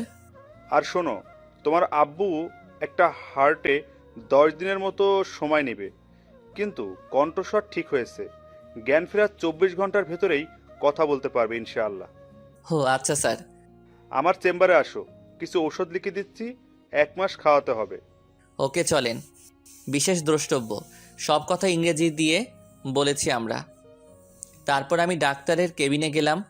ডাক্তার আমাকে কিছু নির্দেশনা দিলেন। সেগুলো হলো, আব্বুকে কখনো প্রেশার দেওয়া যাবে না, কোনো টেনশন করা যাবে না, সুস্থ হলে সব কাজ করতে পারবে, সেক্ষেত্রে কোনো সমস্যা হবে না। আর আব্বুর জ্ঞান ফিরবে 48 ঘন্টার মধ্যে। কয়েকদিন কথা বলতে পারবে না, আর কয়েকদিন হেঁটে নিয়ে বেড়াতে হবে, যেমন করে আমরা ছোট্ট বাচ্চাদের হাঁটা শিক্ষা দিই। আর কিছু ওষুধ লিখে দিলেন, যেগুলো কমপক্ষে 6 মাস সেবন করতে হবে। যাই হোক, আম্মু কান্না করতে করতে ক্লান্ত হয়ে ঘুমিয়ে পড়েছে। আব্বুর যে অপারেশন শেষ হয়েছে সে কথা আম্মু আর কণা এখনও জানতে পারিনি। তাই ডাক্তারের কাছ থেকে প্রেসক্রিপশন নিলাম। সেখান থেকে আম্মু আর কণা যেখানে বসে আছে সেখানে গেলাম। আম্মুকে ডেকে তুললাম, সাথে কণাও উঠল। আম্মু ঘুম ভাঙা মাত্র, বাবা তোর আব্বু কোথায়? ভিতরে আছে। অপারেশন তো শেষ হয়েছে তাই না? হুম, অপারেশন শেষ হয়েছে। তোর আব্বু কোথায় সেটা আগে বল। ভিতরে আছে, অপারেশন সাকসেসফুল হয়েছে। 48 ঘন্টা আব্বুকে ডিস্টার্ব করা যাবে না। সত্যি বাবা, আমি শুধু দেখেই চলে আসবো, আমাকে নিয়ে চল বাবা। আমিও যাব। চলো, কিন্তু শব্দ করলে আব্বুর মাথার সমস্যা হতে পারে। আচ্ছা। তারপর আমি কেবিনে ঢুকলাম, সাথে আম্মু এবং কণাও আছে। কণা ঢুকেই আব্বুর পালস চেক করলো, আর আম্মু ঢুকে আব্বুর শরীরে হাত রেখে দেখলো। তারপর, আম্মু এবার বাইরে চলো। আমি বাইরে যাবো না বাবা, তোরা বাইরে যা। সমস্যা হতে পারে আম্মু। বললাম কোনো সমস্যা হবে না, আমি কোনো শব্দ করব না। আচ্ছা বসে থাকো, আমরা বাইরে আছি। আব্বুর পাশে একটা চেয়ার এনে আম্মুকে বসিয়ে দিয়ে, বাবা তোরা দুজন কিছু খেয়ে আয়। আচ্ছা। আম্মু কেবিনে বসে আছে, আমি আর কণা বাইরে আসলাম। তখন, এই তোমার কার্ডে কি টাকা আছে? আমি রেখে দিয়েছি। ও রেখে দাও, টাকা লাগতে পারে। বলেই আমি বাইরে যাওয়ার জন্য পা বাড়ালাম। কোথায় যাচ্ছ তুমি? আমি খাবার কিনে আনতেছি। দাঁড়াও, মিথ্যা বলতে পারো না, বলো কেন? মিথ্যা বললাম কখন আমি? জানি তোমার কাছে কোনো টাকা নেই, এখান থেকে খাবার নিয়ে আসিও। আমার হাতে ও ডেবিট কার্ডটা দিয়ে, আচ্ছা আসলে আমার কাছে 5,000 টাকা ছিল মাত্র। তুমি কোথায় থাকবা? কোথায় আবার? আম্মুর সাথে। ওকে। কণা আম্মুর কাছে গেল, আর আমি বাইরে গেলাম। সেখানে ভাত না পেয়ে বিরিয়ানি নিয়ে আসলাম। 4 প্যাকেট বিরিয়ানি নিয়ে আসলাম। এসেই আম্মু এদিকে এসে তুলে খাওয়াও আমাদের। আচ্ছা চল। তারপর আম্মু আমাকে আর কণাকে খাইয়ে দিচ্ছে, আর আমরা দুজন আবার আম্মুকে খাওয়াচ্ছি। খাবার এক পর্যায়ে আজ আমি অনেক খুশি। আমরাও। আজ আব্বুর অপারেশন হয়ে অনেক শান্তি লাগছে। সেটাই। কণা টাকা না দিলে সেটা হতো না কখনো। তোর আব্বু সুস্থ হলে তোদের বিয়ে দেব। আগে আব্বু সুস্থ হোক তো। মেয়েদের মতো লজ্জা পাস কেন? আচ্ছা মামুনি, 3-4 মাস পর বিয়ে হলে কোনো সমস্যা হবে তোমার? আম্মু আপনারা যখন দেবেন আমি তখনই রাজি, কিন্তু বাসায় গিয়ে ওর সাথে আমার রেজিস্ট্রি করে রাখতে হবে। আচ্ছা মামুনি, আমরা একটু সামলে উঠবো। আর শোনো, তোমাদের তো কাল রাতের ঘুমও হলো না। ওখানে যে বেঞ্চ আর ফাঁকা ব্যাড আছে ওখানে ঘুমিয়ে পড়ো। আচ্ছা। তারপর আমরা অনেক কষ্টে ঘুমালাম। ঘুম থেকে উঠলাম পরের দিন সকালে। সেদিনটাও কেটে গেল। পরের দিন উঠে ভালো লাগছিল না, তাই কণাকে নিয়ে বাইরে গেলাম। একটা পার্কে আমি আর কণা বসে আছি তখন। আচ্ছা বলো তো, তোমার শর্তগুলো পূরণ করতে হবে না? যখন তুমি আমার কথা শুনবা না তখন বলবো। আমাকে কাছে টেনে নিয়ে আমার কপালে আলতো করে একটা চুমু দিয়ে বলল, আচ্ছা। বলেই জড়িয়ে ধরলাম। তখনই কণা একটা আইসক্রিমের ভাসমান দোকান দেখে আইসক্রিমের বায়না ধরলো। মহারানী আইসক্রিম খাবে। আমি আইসক্রিম এনে দিলাম। আইসক্রিম আমার একেবারে অপছন্দ। আমাকেও খেতে বলল, কিন্তু আমি খেলাম না। কণা আইসক্রিম খাচ্ছে ছোট বাচ্চাদের মতো করে। খাওয়া শেষে ঠোঁটের চারপাশে আইসক্রিম লেগে আছে। তোমার ঠোঁট মুছে ফেলো। আমি পারবো না। দেখো ঠোঁট পরিষ্কার করো, না হলে ঠোঁট কামড়ে ছিঁড়ে ফেলবো কিন্তু। ছিঁড়ে ফেলো, তোমার জন্যই তো রাখা। তারপর আর কি লাগে, ফায়দা যাকে বলে। কণাকে লিপ কিস করতে লাগলাম। কণাও আমাকে জড়িয়ে ধরলো। ওর ঠোঁটে আর এক বিন্দু আইসক্রিম লেগে নেই, তবু আমি ছাড়লাম না ওকে। তারপর ধীরে ধীরে গলায় কিস করলাম। তখনই কণা কেঁপে উঠে আমায় জড়িয়ে ধরলো। আমিও আবার শুরু করলাম। তখনই পিছন থেকে, এই আপনারা শিশু পার্কে এসব কি করেন? জরিমানা ধরা হবে কিন্তু। দুঃখিত, আমরা যাচ্ছি। তারপর আরও কিছুক্ষণ ঘুরলাম। সন্ধ্যার দিকে আম্মুর জন্য খাবার নিয়ে হাসপাতালে আসলাম। হাসপাতালে এসে দেখে আব্বু হাত নাড়ানাড়ি করতেছে। তখনই আমি ডাক্তারকে ডেকে আনলাম। ডাক্তার আব্বুকে চেক আপ করে, I can believe this. Any problem doctor? না, একটা সুখবর আছে। কি সেই খবর? আসলে আপনার আব্বুর শরীরে অনেক ধরনের জিন বিদ্যমান, তাই আপনার আব্বুর অভিযোজন ক্ষমতাও বেশি। খুব সহজেই সব পরিবেশে খাপ খেয়ে নিতে পারে। আপনার আব্বুর সেসব এনজাইমের জন্য আপনার আব্বু শরীরের ভারসাম্য ফিরে পেয়েছে, কিন্তু এখনও জ্ঞান ফেরেনি, আর কথা বলতে পারবে কিছুক্ষণ পর। সত্যি ডাক্তার? আর ঘুমের ওষুধ দেয়নি। কিছুক্ষণের মধ্যেই আপনার আব্বু ঘুম ভেঙে যাবে। ভালো কিছু খাইয়ে দিয়েন। আমি আসি এখন। ওকে। তারপর ডাক্তার চলে গেল। আমি অনেক খুশি, আব্বু আবার আগের মতো চলতে পারবে। যাই হোক, আব্বুর জ্ঞান রাত 2টার দিকে আসলো। ওঠা মাত্র আব্বুকে বাইরে থেকে আনা খাবার খাওয়ালাম, ওষুধ খাইয়ে দিয়ে আব্বুকে রেস্ট নিতে দিলাম। আব্বু হাত পা নাড়াতে পারে কিন্তু পা ফেলাতে ভয় পায় আর কথা বলার চেষ্টা করে। মুখ দিয়ে বাতাসও বের হয় কিন্তু আওয়াজটা বের হয় না। যাই হোক, আমি আর আম্মু মিলে আব্বুকে কিছুক্ষণ হাঁটালাম, তারপর আবার রেস্ট নিতে দিলাম। পরের দিন সকালে কিছুক্ষণ চেষ্টা করতেই আব্বু হাঁটতে সফল হলো। সেদিন পমাদের হাসপাতাল থেকে রিলিজ দিল। সেদিন রাতের টিকিট আমরা কেটে ফেললাম। আব্বু ইশারা দিয়ে কথা বলে। টিকিট কাটা শেষে আমরা একটা ছোট হোটেলে গিয়ে রাতের খাবার খেয়ে কিছু ব্যাগে প্যাকেট করে নিলাম। সন্ধ্যার সময় এয়ারপোর্টের ভিতরে প্রবেশ করলাম। রাত 8টায় প্লেন উড়াল দিল। পরের দিন ঢাকা শাহজালাল আন্তর্জাতিক বিমানবন্দরে নেমে কনার বাসায় গেলাম এবং কনার আব্বুর নামে যা শুনলাম তা শুনে দ্রুত সন্ধ্যার সময় আমরা এয়ারপোর্টের ভিতরে আসলাম। সিঙ্গাপুরের সময় রাত 11টায় আমাদের ফ্লাইট। আগে থেকে জানতাম অনেক সময় ভিতরে বসে থাকা লাগবে, তাই রাতের জন্য হালকা নাস্তা নিয়েছিলাম। রাত 9টার দিকে নাস্তা করলাম সবাই মিলে।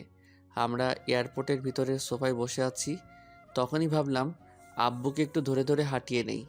সে অনুযায়ী কাজও করলাম। প্রায় আধা ঘন্টা হাঁটালাম। আল্লাহর অশেষ রহমতে আব্বু ভালোভাবেই হাঁটতে পারছে। কিছুক্ষণ পর সকল যাত্রীকে প্লেনে উপস্থিত হতে বলা হলো। আমরাও প্লেনের ভিতরে গেলাম। আমাদের 4 জনের সিট একসাথেই পড়েছে। আমাদের সিট বেল্ট বেঁধে দিল বিমানবালারা। রাত 11টায় প্লেন উড়াল দিল। আমরাও ঘুমিয়ে পড়লাম। আমার পাশে কণা, তারপর আম্মু, তারপর আব্বুর সিট পড়েছে। আমাদের প্রত্যেককে একটা করে কম্বল দেওয়া হলো। কণা ওর জন্য দেওস কম্বলটি রেখে দিল। কম্বল রেখে দিলা কেন? আমাদের একটা কম্বলই যথেষ্ট। কেমন করে একটা দিয়ে হবে, যে ছোট একটা কম্বল? এতেই হবে। আমি তোমায় জড়িয়ে ধরে ঘুমাবো, তোমার কাঁধে মাথা রাখবো। খালি ফাইজলামো। ঠিক আছে, আমার কাঁধে মাথা দিয়ে ঘুমাও। হুম। বলেই আমার গালে একটা চুমু দিল। লক্ষ্মী মেয়ে। আমি আব্বু আম্মুর দিকে দেখলাম ঘুমিয়ে পড়েছে। আব্বু আম্মুর শরীরের কম্বল ভালো করে গায়ে দিয়ে দিলাম যাতে ঠান্ডা না লাগে। তারপর সিটে বসলাম। তখন কণা আমাকে কাঁধে মাথা রেখে ঘুমিয়ে পড়ল। আমাকে দেয় কম্বলটি। আমাদের দুজনের শরীর দেওয়ার চেষ্টা করলাম, কিন্তু ছোট হওয়ায় পারলাম না। আর তখন আমি বিমানবালার কাছ থেকে আরেকটা কম্বল নিয়ে কণাকে ভালো করে ঢেকে দিলাম। একে অপরের সাথে জড়াজড়ি করে ঘুমিয়ে পড়লাম। ঘুম ভাঙল বিমানের একটা সিগন্যালে। প্লেন এখন ল্যান্ড করবে, তাই সবাইকে জাগ্রত করার জন্য এক ধরনের সাউন্ড সিস্টেম ব্যবহার করে আমরা সিগন্যালের আওয়াজে জাগ্রত হয়ে গেলাম। প্রায় 30 মিনিট লাগলো প্লেন শাহজালাল আন্তর্জাতিক বিমানবন্দরে ল্যান্ড করতে। ল্যান্ড করার পর আব্বুকে ধরলাম এবং নিচে নামতে সাহায্য করলাম। নিচে নামার পর থেকে আব্বু নিজে নিজেই আমাদের সাথে হাঁটতে শুরু করলো। ল্যান্ড করার পর আমরা প্লেন থেকে নেমে রিসিভ রুমে আসলাম। রিসিভ রুম থেকে ব্যাগ রিসিভ করে এয়ারপোর্টের বাইরে আসলাম। আমার ছোট বোন আনহা আর চাচাতো ভাই আদনানকে আসতে বলা হয়েছিল।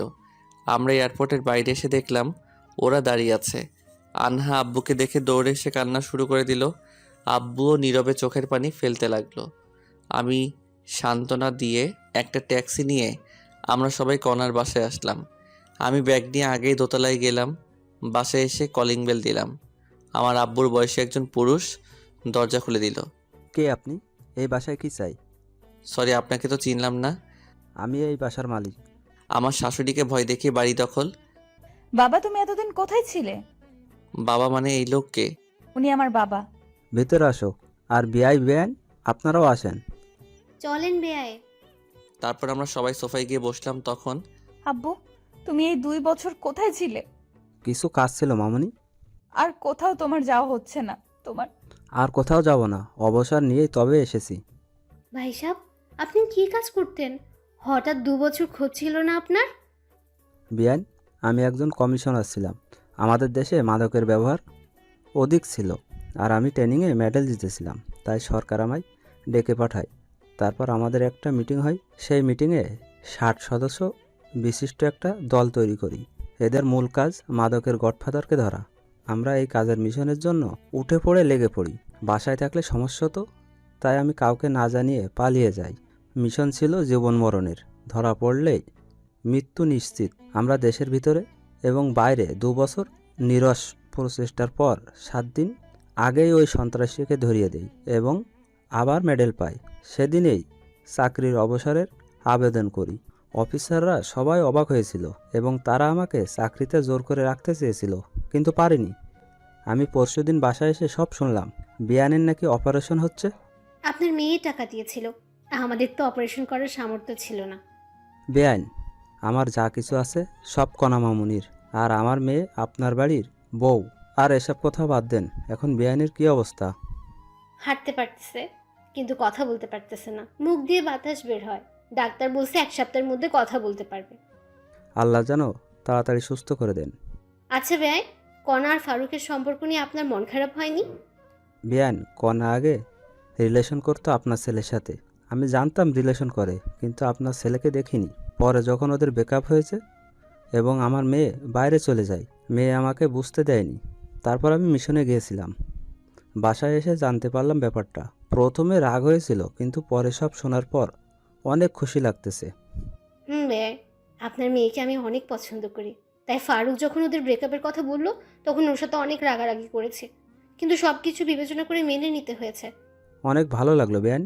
আমরাও রিলেশন করে বিয়ে করেছি, আমার মেয়েও। আমরাও সেম। যা করসব, কাল আবার গ্রামের বাসায় যেতে হবে আমাদের। কেন বেআইন? ওমর ফারুককে আর কতই প্রেশারে রাখি বলেন? এমনি ওর বেতন অল্প, আবার যদি পরিবার সহ ঢাকায় থাকি তাহলে অনেক টাকা খরচ হবে, তাই চলে যাব। কি বলেন বেআইন? সামনে আমার একটা ফ্ল্যাট আছে, 5 তলা ফ্ল্যাট, সেখানে 4 তলায় আপনারা থাকবেন। বেয়াই, অনেক উপকার করেছেন, তাই জীবনে শোধ করতে পারবো না। আর উপকার করবেন না। বেআইন কি বলেন এসব? আমরা কিন্তু কষ্ট পাবো। আচ্ছা বেয়াই, আগে আপনার বেয়াই সুস্থ হোক। ও সুস্থ হলে যে কোম্পানিতে চাকরি করতো সেখানে আবার জয়েন করতে পারবে। রেফারেন্স আছে তো, সুস্থ হলে আবার ঢাকায় আসবো। আচ্ছা ঠিক আছে, কিন্তু এদের বিয়ের ডেট ঠিক করতে হবে না? কিছুদিন যাক।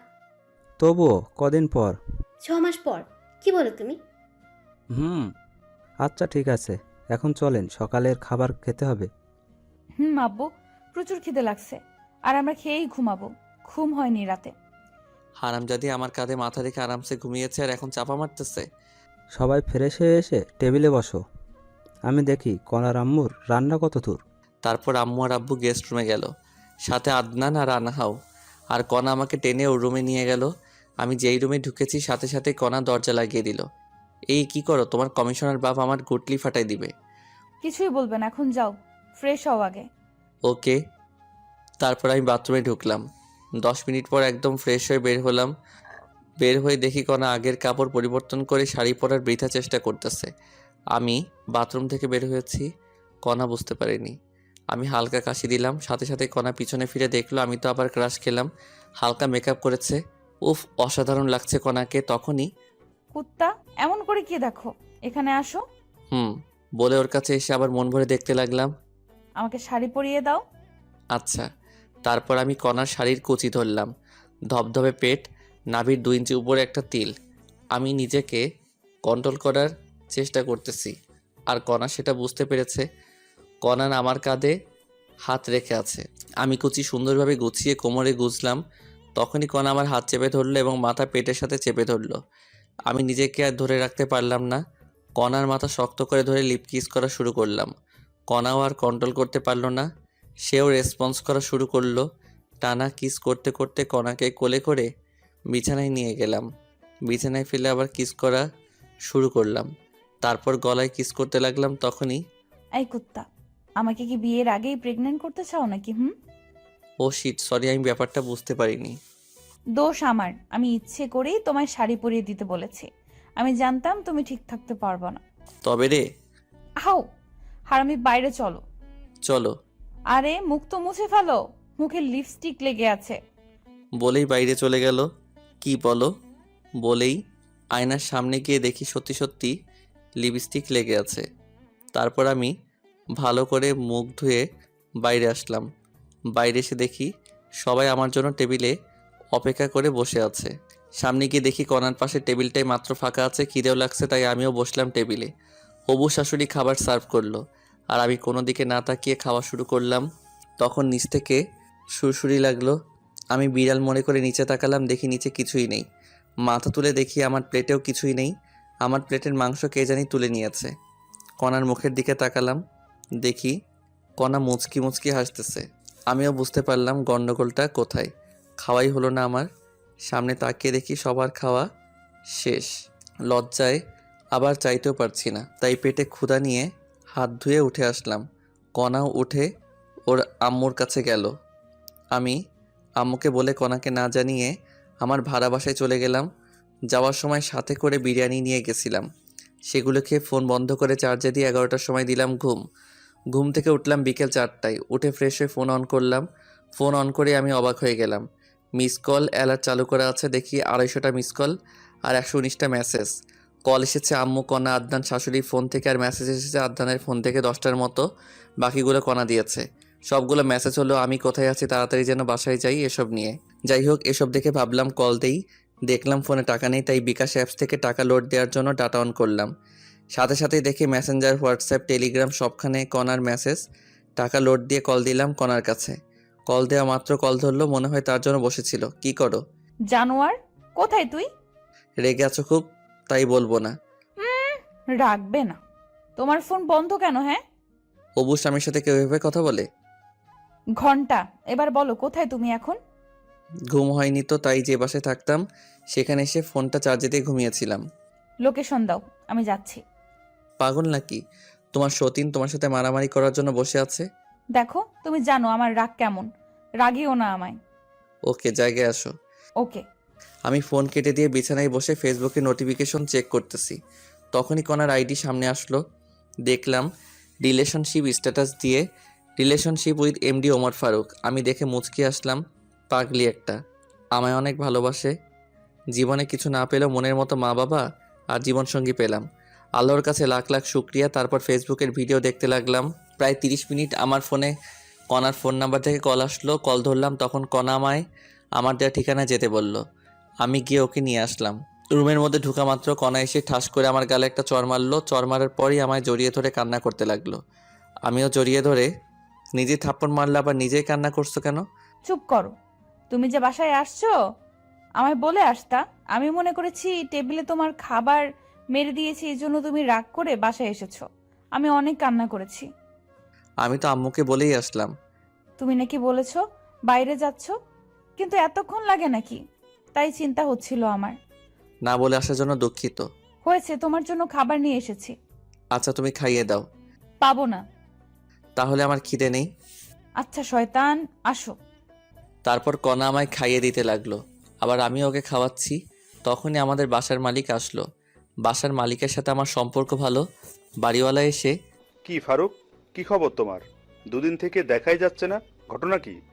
ভাই, আব্বুর অপারেশনের জন্য বাইরে গেছিলাম। এনিকে ভাবি নাকি? আপনার ভাবি। হাফ নাকি ফুল? পরে বলবো। আচ্ছা, পরে শুনবো। এখন বাড়ি ভাড়া কবে দিবা? কাল দিব ভাই। আচ্ছা, তাহলে আমি যাই।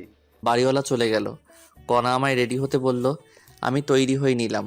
আজ আব্বু আম্মু, ছোট বোন আনহা আর চাচাতো ভাই আদনান বাসায় যাবে। ওদেরকে বাসে তুলে দিতে হবে। আমি রেডি হয়ে রুমে তালা দিয়ে বের হলাম। কণা আর আমি রিক্সা নিয়ে কণার বাসায় গেলাম। বাসায় যাওয়া মাত্র, তোর কি আক্কেল জ্ঞান নেই?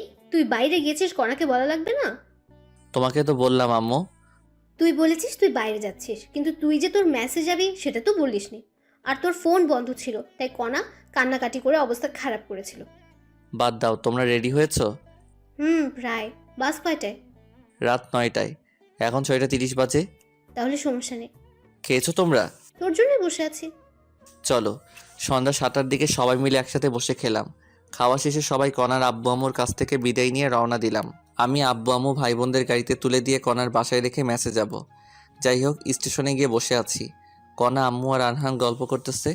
অত্যন্ত গরম এখন, তাই আম্মু আমাকে পানির বোতল আনতে বলল। আমি রাস্তা পার হয়ে একটা দোকানে গেলাম।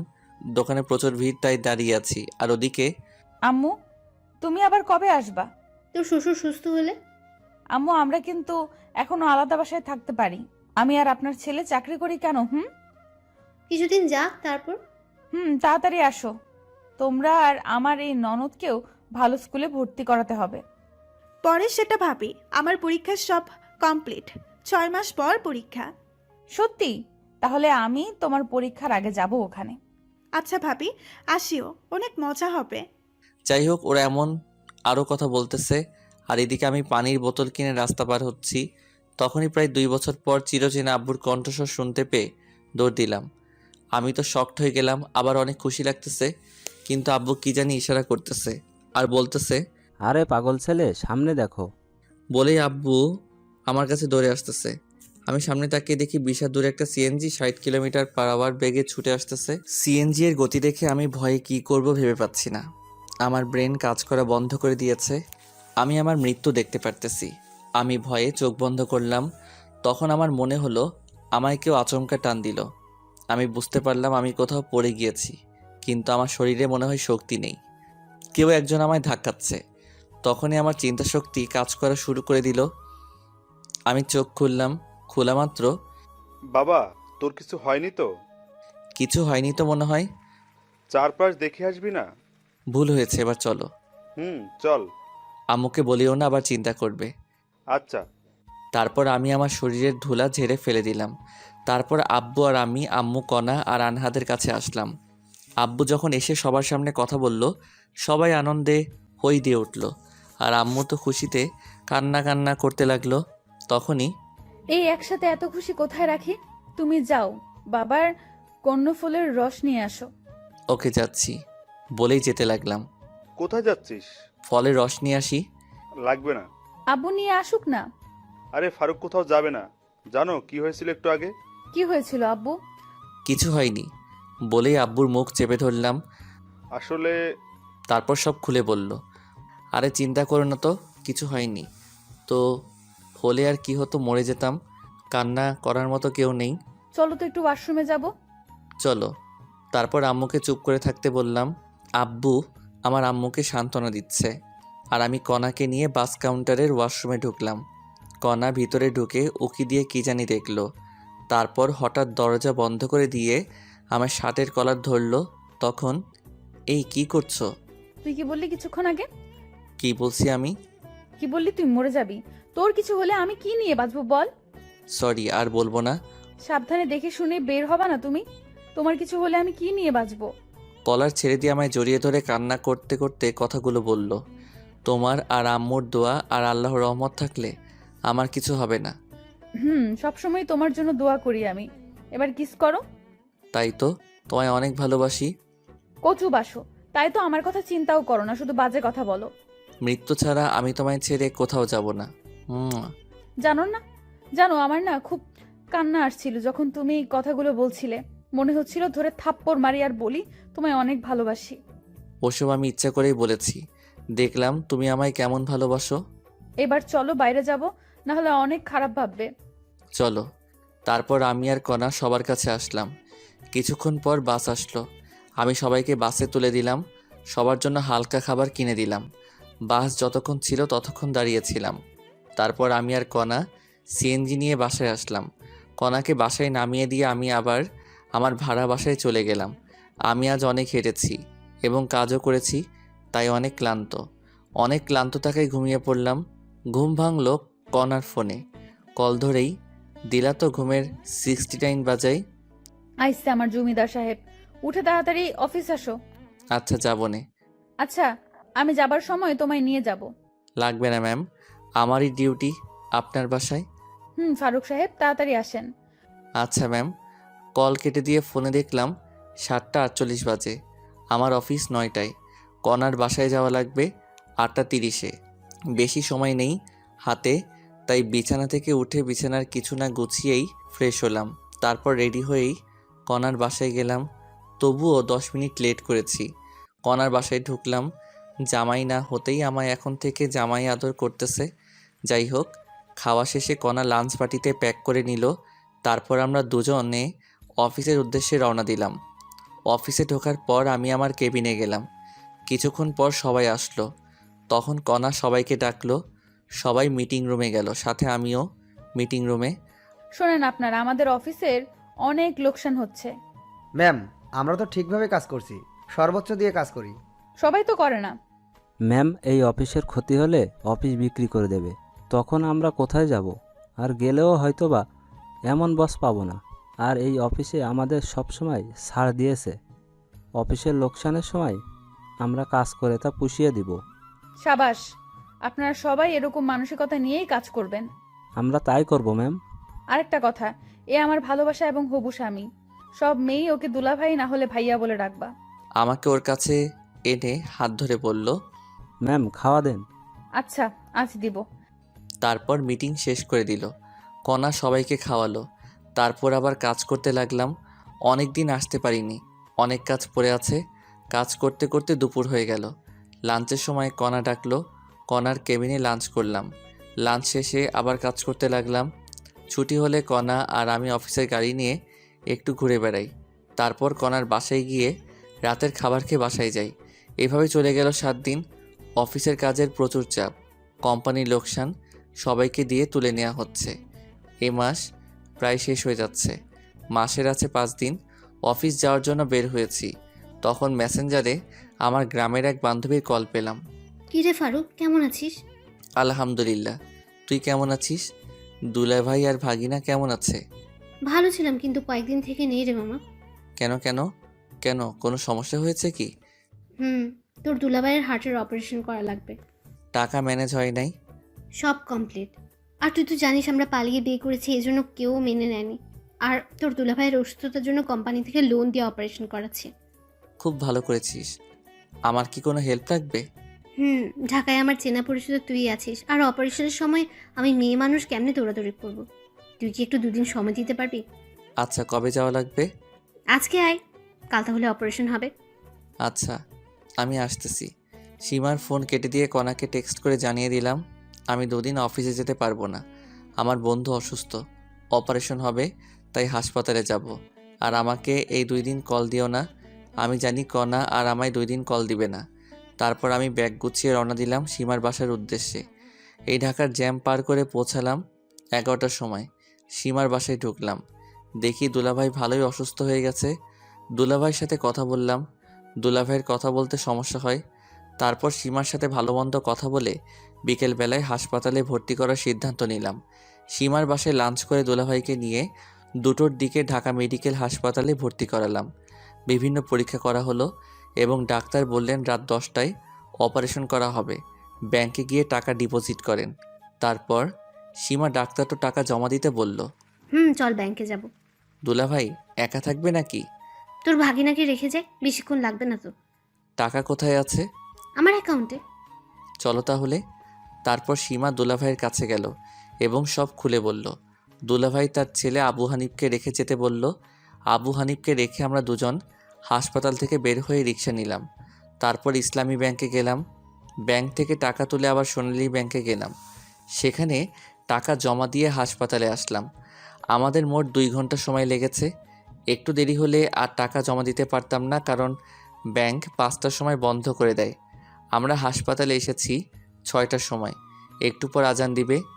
দুলাভাই অনেক ভয় পাচ্ছে, অনেক ভীতু প্রকৃতির মানুষ উনি। যাই হোক, দেখতে দেখতে অপারেশনের সময় হয়ে গেল। ডাক্তার দুলাভাইকে আইসিইউতে নিয়ে গেল আর আমরা বাইরে আছি। সীমা তো ভয়ে চুপসে গেছে আর আমিও চুপ করে আছি ভাগিনাকে সাথে নিয়ে। ভাবলাম একটু ফোনে গেম খেলি, কিন্তু ফোনটা বের করে দেখি ফোন বন্ধ, কারণ ফোনে চার্জই দেইনি। ভাগিনার দিকে তাকিয়ে দেখি ভাগিনা ঘুমিয়ে গেছে। তারপর আমি বসে থাকতে থাকতে কখন ঘুমিয়ে গেছি জানি না। ঘুম ভাঙলো লিপির। মামা, এই মামা ওঠ, খুশির খবর আছে। কি হয়েছে? তোর দুলাভাইয়ের অপারেশন সাকসেসফুল হয়েছে। 3 ঘন্টা পর জ্ঞান ফিরবে। ডাক্তার চলে গেল এটা বলে। দাঁড়া, আমি ডাক্তারের কাছ থেকে ভালো করে শুনে আসি। আচ্ছা যা। তারপর আমি ডাক্তারের কেবিনে গিয়ে সত্যতা যাচাই করে আসলাম। তখন রাত 2টা বাজে। আমি সীমার কাছে আসলাম। কিছুক্ষণ পর দুলাভাইকে একটা কেবিনে শিফট করা হলো। আমি অনেক খুশি হয়েছি। ডাক্তার প্রেসক্রিপশন দিল। আমি গিয়ে ওষুধ কিনে আনলাম। জ্ঞান ফিরলে ওষুধ খাওয়াতে হবে। ওষুধ কিনে এনে দেখে অন্য রুমে শিফট করেছে। ঔষধ সীমাকে দিয়ে আমি ব্যাগ নিয়ে সোফায় শুয়ে পড়লাম। সীমাকে ঘুমানোর কথা বলে দিলাম এক ঘুম। ঘুম থেকে উঠলাম খুব সকালে, সীমা আর দুলাভাইয়ের কথার শব্দে। ঘুম থেকে উঠে দুলাভাইয়ের সাথে কথা বলে ফ্রেশ হতে গেলাম। ফ্রেশ হয়ে এসে দুনিয়ার যত গল্প আছে সব শুরু করে দিলাম। গল্প তো আর শেষ হবে না, খিদেও লাগছে, তাই নাস্তা নিতে ভাগিনাকে সাথে করে বাইরে গেলাম। আমরা নাস্তা করে ওদের দুজনের জন্য নাস্তা নিয়ে আসলাম। নাস্তা করে ওষুধ খাওয়া শেষে আমি বাইরে গিয়ে 10 টাকা দিয়ে ফোনে চার্জ দিয়ে আনলাম। কণার ফোনে কল দিলাম, কিন্তু ওর ফোন বন্ধ। তাই কণার আম্মুর কাছে কল দিলাম। কণা নাকি ওর মামার বাসায় ঘুরতে গেছে, 7 দিন পর আসবে। কণার সাথে কথা বলতে পারলাম না জন্য খারাপ লাগছে। মন খারাপ করে আবার সীমা আর দুলাভাইয়ের কাছে গেলাম। সেদিনই বিকেলবেলা রিলিজ নিলাম আমরা। ওখানে থাকলে একদিনে 10,000 টাকা খরচ হবে, তাই রিলিজ নিয়ে লিপিতের ভাড়া বাসায় আসলাম। সীমার ওখানে রাতের খাবার খেয়ে আমার বাসায় আসলাম। আবার পরের দিন থেকে অফিসে গেলাম। অফিসে গিয়ে কিছু ভালো লাগে না, মন শুধু কণাকেই খুঁজে বেড়াচ্ছে। তাই ফোন বের করে কণাকে কল দিলাম, কিন্তু ফোন বন্ধ দেখাচ্ছে। মেজাজ তো খুব খারাপ হয়ে গেল, তবুও কাজ করতে লাগলাম। দুপুরবেলা লাঞ্চ করলাম অফিসের ক্যান্টিনে। লাঞ্চের পর আবার কাজ করা শুরু করলাম। একাকিত্ব ভালো লাগছে না, তাই অফিসের এক মেয়ে কলিগের সাথে একটু ভাব জমালাম। ভালোই ভাব জমে গেল একদিনের গল্পে। যাই হোক, কণাও নেই, মেয়েটার সাথে কথা বলে ভালোই লাগলো। এইভাবে 3 দিন গেল, কণার কোনো খোঁজই নেই, ফোন বন্ধ করে রেখেছে। হাসপাতালে যখন ছিলাম তখন আমার ফোন বন্ধ ছিল, তাই কণা আমার উপর রাগ করে ফোন বন্ধ করে রেখেছে। আর তাই আমি অফিসের একটা মেয়ের সাথে দেখিয়ে দেখিয়ে গল্প করতেছি। আমি জানি লিপি আমার সব কথা কণাকে জানাচ্ছে। অনেক ভেবেচিন্তে নীলাকে সব খুলে বললাম, আর ওকে একটু অভিনয় করতে বললাম। নীলাও খুব সুন্দরভাবে লিপির সামনে অভিনয় করে। যাই হোক, এইভাবে 4র্থ দিন চলে গেল। 5ম দিন নীলা আগে চলে গেল অফিস। এই নীলা, শোনো। জি আপু বলেন। তুমি জানো না কণা ফারুককে ভালোবাসে? কয়েকদিন পর ওদের বিয়ে। তো আমিও ওকে ভালোবাসি। চাকরি হারাতে চাও নাকি? হারালে হারাবো, ফারুক আছে না। আর কণা ম্যাম ওনাকে কি ভালোবাসে যে কয়েকদিন থেকে কল ধরে না? আরে আবাল, কণা ফারুকের গ্রামের বাসায় গেছে। আগামী 7 দিনের মধ্যে ওদের বিয়ে হবে। ও আপু, আসলে আমাদের মাঝে কিছুই নেই। ভাইয়া অনেক ভয়ে ছিল যে ম্যাম বোধহয় রাগ করে চলে গেছে, আর ম্যামের ঠিকানা কেউ দিচ্ছিল না। তাই ভাইয়া প্ল্যানটি করে, কারণ ভাইয়া জানে আপনি সব কথাই কণা ম্যামকে বলবেন। তাই নাকি? ফারুক ভাইকে যতটা ফাজিল ভাবতাম, উনি তো দেখি তার চেয়েও বেশি ফাজিল। হ্যাঁ আপু, আর আমার চাকরির যেন কিছু না হয়। যাও, তোমার 7 দিনের ছুটি। এই 7 দিন অফিসের ধারে কাছেও আসবে না। ফারুক ভাই কল দিলে বলবা গ্রামের বাসায় গেছো, আমরা একটু এদিকে মজা নেই। আচ্ছা আপু। তারপর নীলা চলে গেল। আমি অফিসে ঢুকে দেখলাম কণাও নেই, নীলাও নেই। তারপর লিপিকে গিয়ে ধরলাম। কণা কোথায়? জানি না আমি। ভালো। আর একটা কথা শুনে রেখো, কণা ফিরে এসে আমায় খুঁজে পাবে না। ভাইয়া এইসব কথা বলবেন না। আপনাকে সারপ্রাইজ দেওয়ার জন্য কণা এইসব করতেছে। তাই নাকি? একটু টাচ দিবা। সারপ্রাইজ ভালো নাকি খারাপ? সুন্দর সারপ্রাইজ ভাইয়া। তাহলে আমি নিশ্চিন্তে থাকলাম। আর নীলাকে চাকরি থেকে বের করে দিও না আবার। কেন? ওকে তো বের করে দিব। থাপ্পড় খাবা। আমি ওকে অনেক অনুরোধ করাই অভিনয় করতে রাজি হয়েছিল।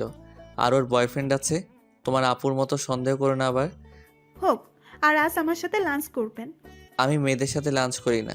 কণা বোধহয় ছেলে। বেশি বোঝো কেন? আমায় ছুটি দাও, আমি বাসায় যাব। আপনার অফিস না করলেও চলবে। ছালি আছে না, ওখান থেকে নিজের কেবিনে গেলাম। দুপুর পর্যন্ত কাজ করে বাসায় আসলাম। পরিচিত এক ফার্মেসি থেকে ঘুমের ওষুধ এনে খেয়ে ঘুম দিলাম। উঠলাম পরের দিন দুপুরবেলা। উঠে আবার ফোন টিপতে লাগলাম। মাগরিবের আগে আগে কণার আম্মুর ফোন থেকে কল আসলো। আমি ধরলাম, তখনই বাবা, বাবা, কণা, বলেই কান্না করা শুরু করলো। কণার কি হয়েছে বলেন? কণার। বলেই ফোন কেটে দিল। আমি আবার কল দিলাম, ফোন বন্ধ। কণার ফোনও বন্ধ। কণার আব্বুরও বন্ধ হয়ে আছে। মেজাজ খুব খারাপ। ট্রাউজার পরা অবস্থায় মোবাইল নিয়ে দিলাম দৌড়। রিক্সা করে কণার বাসায় গেলাম। বাসায় গিয়ে দেখি পুরো বাসা বিয়ের সাথে সাজানো। আমি দৌড়ে ভিতরে গিয়ে কণার আম্মুর কাছে গেলাম। কণা কোথায়? কণার কি হয়েছে? ওর আজ বিয়ে বাবা, অন্য একটা ছেলের সাথে। ওই ছেলেটাকে ভালোবেসে ফেলেছে এই কয়েকদিনে। কি বলেন আপনি? আর আমি কি? বাবা, আমার কাছে কিছু বলে লাভ নেই, কণার কাছে যাও। কণা ওর রুমে। আমি এক দৌড়ে কণার রুমে গেলাম। গিয়ে দেখি ওকে সাজানো হচ্ছে। আমি সবাইকে বাইরে যাওয়ার অনুরোধ করলাম। সবাই বাইরে গেল আর আমি দরজা লাগিয়ে দিলাম। কণা, এগুলো কি কি শুনছি আমি? যা শুনছো তাই সত্যি। আমি বিয়ে করতেছি অন্য ছেলেকে। আমার অপরাধ কি? ভিখারির ছেলের শখ দেখ। ওই ছেলে আমার ক্রাশ ছিল, অনেক প্রপোজ করেছি কিন্তু রাজি হয়নি। 2 দিন আগে রাজি হয়েছে। ও ভালো।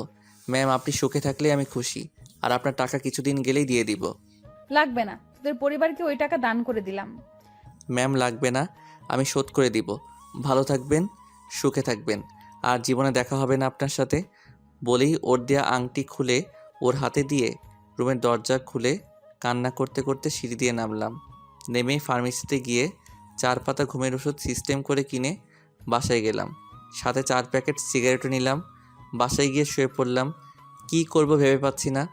ভাবতেছি আত্মহত্যা করব, আবার বাবা মায়ের মুখের দিকে তাকিয়ে করতে মন চাচ্ছে না। আমি পানি আনলাম, ঘুমের ওষুধ খেয়ে শুয়ে যাব। ঘুমানোর আগে কণাকে দেওয়ার জন্য একটা মেসেজ লেখা শুরু করলাম। তখনই আমার ফোনে কণার ফোন থেকে কল আসলো। আবার কল দিছো কেন? বললাম না আমি কোনোদিন তোমায় ডিস্টার্ব করব না। প্যাক প্যাক না করে তোমার দরজা খুলে দাও। আমি ঘুমাচ্ছি, দরজা খুলতে পারবো না। খুলবি নাকি 999-এ কল দিব? দরজার সামনে কে? খুলে দেখ আগে। ফোন কেটে দিয়ে দরজা খুলে দেখি আমার আব্বু আম্মু আর কণার আব্বু আম্মু দাঁড়িয়ে। আরে আপনারা ভিতরে আসুন। আসতেছি। তারপর সবাই বসলো আমার বিছানায়। আমি চেয়ার নিয়ে আসলাম। তখনই বাবা, আমরা কখনো কল্পনাও করতে পারিনি এমন কিছু হবে। আরে আঙ্কেল কি করছেন আপনি? আমি আপনার ছেলের মতো, আর আপনার এখানে করার কিছুই নেই। তবুও আমাদের অনেক খারাপ লাগছে বাবা। আন্টি, আমি কণাকে ভালোবেসেছি। আমি চাইবো অবশ্যই সে সুখে থাকুক। আর কণা এখন তার মনের মতো পাত্র পেয়েছে আর সুখে থাকবে, এতেই আমি খুশি। তাহলে তুমি একটা মেয়ে দেখে বিয়ে করো। আমি আর বিয়ে করতেছি না। কেন বাবা? অত্যন্ত পার্সোনাল আঙ্কেল। আর আপনার মেয়ের বিয়ে আর আপনার এখানে অনেকে আবার অন্য কিছু ভাববে। ভাবলাম তুমি যদি আবার কোনো অঘটন ঘটাও, তাই আশা। আমি আত্মহত্যা করলে আমার বাবা মার কি হবে? সারা জীবন না হয় কণার ছবি সাথে নিয়ে থাকবো। আচ্ছা আপনারা থাকেন, আমি কিছু নিয়ে আসি। কোথাও যাওয়া হবে না। আমার কলার ধরে দরজা দিয়ে ভিতরে ঢুকলো। আমি কিন্তু কিছুই করিনি, ভয়ের ঠেলায় চেয়ারে বসে আছি। সেটা জানা আছে, এখন বসে থাকো তুমি। দুলাভাই, কেমন দিলাম সারপ্রাইজ? কারো ফাটে কেউ হাসে, কেমনটা লাগে?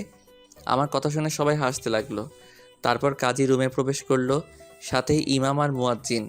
আমার 2 রুম মানুষ দিয়ে ভর্তি হয়ে গেল। তখনই আঙ্কেল, প্রেমিকার বিয়ে, প্রেমিকের সামনে পড়াবেন নাকি? আমি বাইরে যাচ্ছি। আরে গাধা, তোর সাথেই কণা মামনির বিয়ে। তাহলে যে বলল কণার একজনকে ভালোবাসে। আমি সব বলবো, কিন্তু পরে বলবো। আচ্ছা, তোমাকে শিক্ষা দিব আমি কি জিনিস। যাই হোক, অনেক কাহিনী শেষে বিয়ে পড়ানো শেষ হলো। আবার কার আসলো, আমাদের সবাইকে আমার কণাদের বাসায় নিয়ে যাওয়া হলো। সেখানে গিয়ে দেখি আমার ভার্সিটির সব বন্ধুই আছে। ওদের সাথে অনেক দিন থেকে দেখা হয় না, কথাও হয় না। আমি তো ওদের দেখে অনেক খুশি। আমার সব বন্ধু বিয়ে করেছে, অনেক বাচ্চাও আছে। আর আমার বন্ধুদের সাথে আমি ইচ্ছা করে যোগাযোগ করিনি। যাই হোক, আমার বাসায় রেজিস্ট্রি হলো, এখানে কবুল বলানো হলো। রাত 2টার দিকে বিয়ে পড়ানো, খাওয়া দাওয়া শেষ। তারপর আবার আমাদের গাড়িতে করে নিয়ে যাওয়া হচ্ছে, কণা আর আমি পাশাপাশি। বুঝলাম না কোথায় যাচ্ছি আমরা। আমাদের বর্তমান ঠিকানায়। বুঝলাম না। তোমায় বুঝতে হবে না। আমাদের 5তলা বাসায় 2য় তলা আমাদের থাকার জন্য ফাঁকা করা হয়েছে। এখন থেকে আমি, তুমি, আমার শ্বশুর শাশুড়ি মা সবাই একসাথে এখানে থাকবো। সত্যি? বলেই জড়িয়ে ধরে কিস করলাম। পরে যখন সন্ধ্যার কথা মনে হলো ছেড়ে দিলাম। জানি মন খারাপ করেছো, তোমায় বাসর ঘরে সব খুলে বলবো। হুম। দেখো, তোমার বিকাশে টাকা দিয়েছি, কোনো দোকান দেখে ক্যাশ আউট করো। তোমাকে আজ খসাবে সবাই। কেন? আনহার লিপি বাসর ঘর সাজিয়েছে, তার জন্য টাকা দেওয়া লাগবে না? আদনান লাইটিং করেছে, তার জন্য টাকা দিতে হবে না? না, আমি কিছুই দিব না। মন খারাপ করে সিটে হেলান দিলাম। আচ্ছা। বলেই কাঁধে হেলান দিল। আমি আর ওকে সরিয়ে না দিয়ে শুয়ে থাকলাম। কিছুক্ষণ পর একটা 5তলা বাসার সামনে আসলাম, বাইরে লাইটিং করা। আমার বুঝতে বাকি থাকলো না আমরা কোথায় এসেছি। আমি নিজে সোজা সিঁড়ি দিয়ে উঠতেছি, তখনই এই জমিদারের পোলা, তোর বউকে কে নিয়ে যাবে? হেঁটে আসবে। আমি হেঁটে যাচ্ছি। তারপর কণা উঠতে ধরলো। কাপড় লম্বার মাটিতে লেগে থাকার কারণে পায়ের সাথে লেগে পড়ে গেল। সাথে সাথে আমি দৌড়ে নিচে নেমে আসলাম। ব্যথা পেয়েছো? না। কোলে করে নিয়ে যা হারামজাদা, দেখিস না হাঁটতে পারতেছে না। হুম। তারপর ভদ্র ছেলের মতো কণাকে কোলে নিলাম। তারপর সিঁড়ি দিয়ে ওঠা শুরু করলাম। সবাই হাততালি দিচ্ছে আর কণা আমার হাতে কামড় দিল। আরে করো কি, ফেলে দিব কিন্তু। মার খাবা নাকি? চুপচাপ নিয়ে চলো। হুম। তারপর আমি দোতলায় উঠলাম কণাকে কোলে নিয়ে। আমার বাসর ঘরে ঢুকতে দেয়া হলো না, আমায় সোফায় বসায় রাখা হলো। আর কণাকে লিপি এবং আনহা মিলে একটা রুমে নিয়ে গেল। আমি সোফায় বসে থাকতে থাকতে বিরক্ত হয়ে গেলাম। সাথে সাথে ফ্রি ফায়ার বের করে খেলা শুরু করলাম। জানি না কতক্ষণ গেছে। কিছুক্ষণ পর আনহা এসে আমার ফোন কেড়ে নিল। ফোন দে, মাইনাস লাগলে ফাটাবো তোকে। আমি খেলতেছি, তুই রুমে যা, তোর জন্য ভাবি বসে আছে। ভাবি হয় একটু সময় দে, আমি ম্যাচটা শেষ করি। যা বলছি, না হলে আব্বু এসে থাপ্পড় মারবে। ইয়ে মানে আনহা রুম কোনটারে? আজকেই প্রথম আসলাম তো এই বাসায়। টাকা দে আগে। ভাগ লাগবে না, আমি যাবই না। কিছু তো দে। ধর। ওই রুমে যা। আচ্ছা। তারপর আমি রুমে গেলাম, দরজার সামনে গিয়ে হালকা কাশি দিলাম, সাথে সাথে লিপি আসলো। দুলাভাই টাকা দেন। আনহাকে দিয়েছি। কত দিছেন? 2। আরো 1000 দেন। তোমারই বোনের টাকা, নাও, সমস্যা নেই। হোক, তবুও দেন। তারপর লিপিকে 1000 দিয়ে রুমে ঢুকলাম, তারপর দরজা বন্ধ করলাম। কণা এসে আমায় সালাম করে গেল। আমি ওর সাথে কোনো কথা না বলে একটা বালিশ আর একটা কম্বল নিয়ে সোফায় গিয়ে শুয়ে পড়লাম। কিছুক্ষণ পর কান্নার আওয়াজ পেলাম। উঠে গিয়ে, কান্না করবা না, ঘুমাতে দাও। তুমি সোফায় ঘুমাচ্ছ কেন? এমনি ভালো লাগছে না তাই। তুমি কি চাও আমি চলে যাই? চুপ করে আছি, যে রাগী চলে গেলে আর আসবে না, তাই চুপ করে আছি। আচ্ছা যাচ্ছি। বলেই দরজার দিকে রওনা দিল। কোথাও যাওয়া লাগবে না বলেই হাত টেনে ধরলাম। কণার সাথে সাথে আমায় জড়িয়ে ধরলো। তারপর কি হয়েছে সেটা বলবা প্লিজ? জানো সন্ধ্যায় কী হয়েছিল? আমার মাথায় যে টেনশন ছিল, ভাগ্য ভালো আসার পথে গাড়ির নিচে মাথা দেয়নি। এমন পাগলামো কথা আর বলবা না। আর সত্যি জানলে তুমি রাগ করবা না, সেটা আমি জানি। তাহলে বলো সেটা। শোয়ার পর তোমার বুকে শুয়ে বলবো। ঠিক আছে, এই ভারী শাড়ি পরিবর্তন করো আগে, আর পাতলা শাড়ি পরো। খালি অন্য ধান্দা। তোমার যা ইচ্ছা পরো। ওকে। তারপর আমি বাথরুমে গিয়ে টি শার্ট আর ট্রাউজার পরলাম। পরে কণা গেল। নীল কালারের জামা পাজামা পরেছে, লাইটের আলো অনেক সুন্দর লাগতেছে। মনে হয় এখনই কোনো ঘটনা ঘটাই। তারপর লাইট অফ করে দিলাম। মাথাটা আমায় জানতেই হবে। আমি শুয়ে পড়লাম আর কণা আমার বুকে মাথা রেখে শুয়ে পড়লো। এবার বলো কি হয়েছে। শোনো তাহলে, তোমাকে সেদিন আব্বু একটা মেয়ের সাথে রিক্সায় দেখেছে। আব্বু এসে অনেক রাগারাগি করে। তারপর আমি ওই হসপিটালে গিয়ে খোঁজ নিয়ে দেখি ওই মেয়ে তোমার বান্ধবী হয়। তারপর আমি সবাইকে বুঝিয়ে বলি। আর তুমি অফিসে কি করো না করো সব আমি ফোনে দেখেছিলাম। আমার ফোনে আমার ভয় হচ্ছিল কোনো কারণে তোমায় হারিয়ে ফেলতে পারি, তাই আব্বুকে সব খুলে বলি। তারপর আব্বু শ্বশুর আর শাশুড়িকে আসতে বলে। তারা আসার পর আমাদের ওই বাসায় উঠি, সব গোছানোর কাজে লেগে পড়ি। আর আমার সাথে সব সময় আনহা ছিল, তাই তোমার কাছে কল দিতে পারিনি। আর আজ থেকে আমরা সবাই এই বাসায় থাকবো। এই ব্যাপার। জানো, যখন শুনলাম তুমি অন্য কাউকে ভালোবাসো তখন মনে হচ্ছিল আত্মহত্যা করি। খবরদার এসব আর মুখেও আনবে না। আমার যে কষ্টগুলো হয়েছে সেগুলোর কি হবে? সুদে আসলে পরিশোধ করে দেব। কেমনে? পরে জানতে পারবো। এখন বলো ভবিষ্যৎ প্ল্যান কি তোমার? ফুটবল টিম বানাবো। ফুটবল আমার প্রিয় খেলা। ইস, শখ কত! আমারও তো লাগবে না, একটা ছেলে আর একটা মেয়ে হলেই হবে। আমি মজা করছিলাম, আমারও সেম চাওয়া। ছেলে আগে হলেই ভালো। না, মেয়ে হবে, বড়জন মেয়ে হবে। তোমার ইচ্ছা। হুম। জানো আমার স্বপ্ন, আমার একটা মেয়ে হবে, অনেক কিউট হবে, নাম রাখবো ফারিয়া। ফারিয়া আমাদের পরিবারের সবারই আদরের হবে, পরিবারের সবাইকে মাতিয়ে রাখবে, দাদু দিদার সাথে খেলবে, এইটুকুই। আমার বউটা দেখে অনেক কিছুই ভাবে। হুম। তাড়াতাড়ি আমার মেয়ে চাই। তাহলে যুদ্ধে নামতে হবে। নেমে পড়ো। বলা মাত্র আমি কণার নিচের ঠোঁট কামড়ে ধরলাম। উফস, কি ফিলিংস! কণার ঠোঁট একদম কমলার কোয়ার মতো। আমি কিস করতে থাকলাম, তারপর গলায় কিস করলাম, তারপর নিচের দিকে নামতে থাকলাম। আর বাকিটা ইতিহাস। জানতে চাইলে চটি গল্পে চলে যান।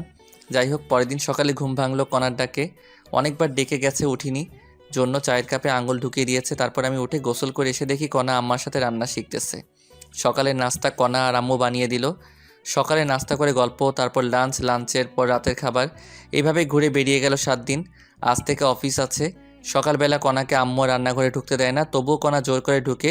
সকালে রান্নার সময় থাকে কিন্তু রাতে থাকতে পারে না। এইভাবে সকালবেলা অফিসে যাওয়া, অফিসের কাজ করা, রাতে আবার বাসায় আসা। আর আব্বু এখন চাকরি করে আর কণাকে বাসায় রাখা হয়েছে। 1 মাস পর পরীক্ষা। যাই হোক, এভাবে কেটে গেল 3টি বছর। 3 বছর পর অফিস বন্ধের দিন সকালে।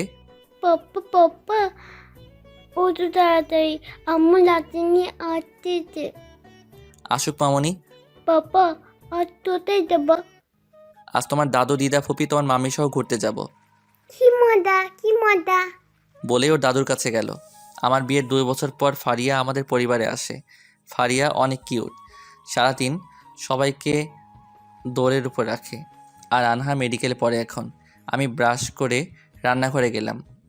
আমি যাওয়া মাত্র আম্মু অজুহাত দিয়ে চলে গেল। আম্মুও বুঝতে পারছে। আমি কণাকে পিছন থেকে জড়িয়ে ধরলাম। কণার সাথে সাথে নড়াচড়া বন্ধ করে দিল। কি করো? আম্মু আসবে। আরে আসবে না। কি শুরু করছো? শুরুই করলাম না। ঠিক আছে, যাচ্ছি। দাঁড়াও, বাজার করে এনে দাও। আচ্ছা, লিস্ট দাও। দাঁড়াও। তারপর আমি ব্যাগ নিয়ে বের হলাম। তখনই কণা আমায় ডেকে রান্নাঘরে নিয়ে গেল। লক্ষ্মী ছেলের মতো বাজার করবা, রাস্তা দেখে পার হবা। হুম। তারপর আমি বাজারে গিয়ে লিস্ট অনুযায়ী বাজার করলাম। বাজার নিয়ে বাসায় আসলাম লাঞ্চের দিকে। বাসায় এসে গোসল করে টেবিলে বসলাম। আমাদের অভ্যাস হয়ে গেছে সবাই আম্মুর হাতে তোলা ভাত খাই। আজও আম্মু সবাইকে তুলে খাওয়াচ্ছে আর আমরা সবাই তৃপ্তি সহকারে খাচ্ছি। আমরাও আবার আম্মুকে তুলে খাওয়াচ্ছি। আপনারা সবাই দোয়া করবেন আমরা যেন সারা জীবন এমনই থাকতে পারি। ধন্যবাদ সবাইকে আমাদের পাশে থাকার জন্য।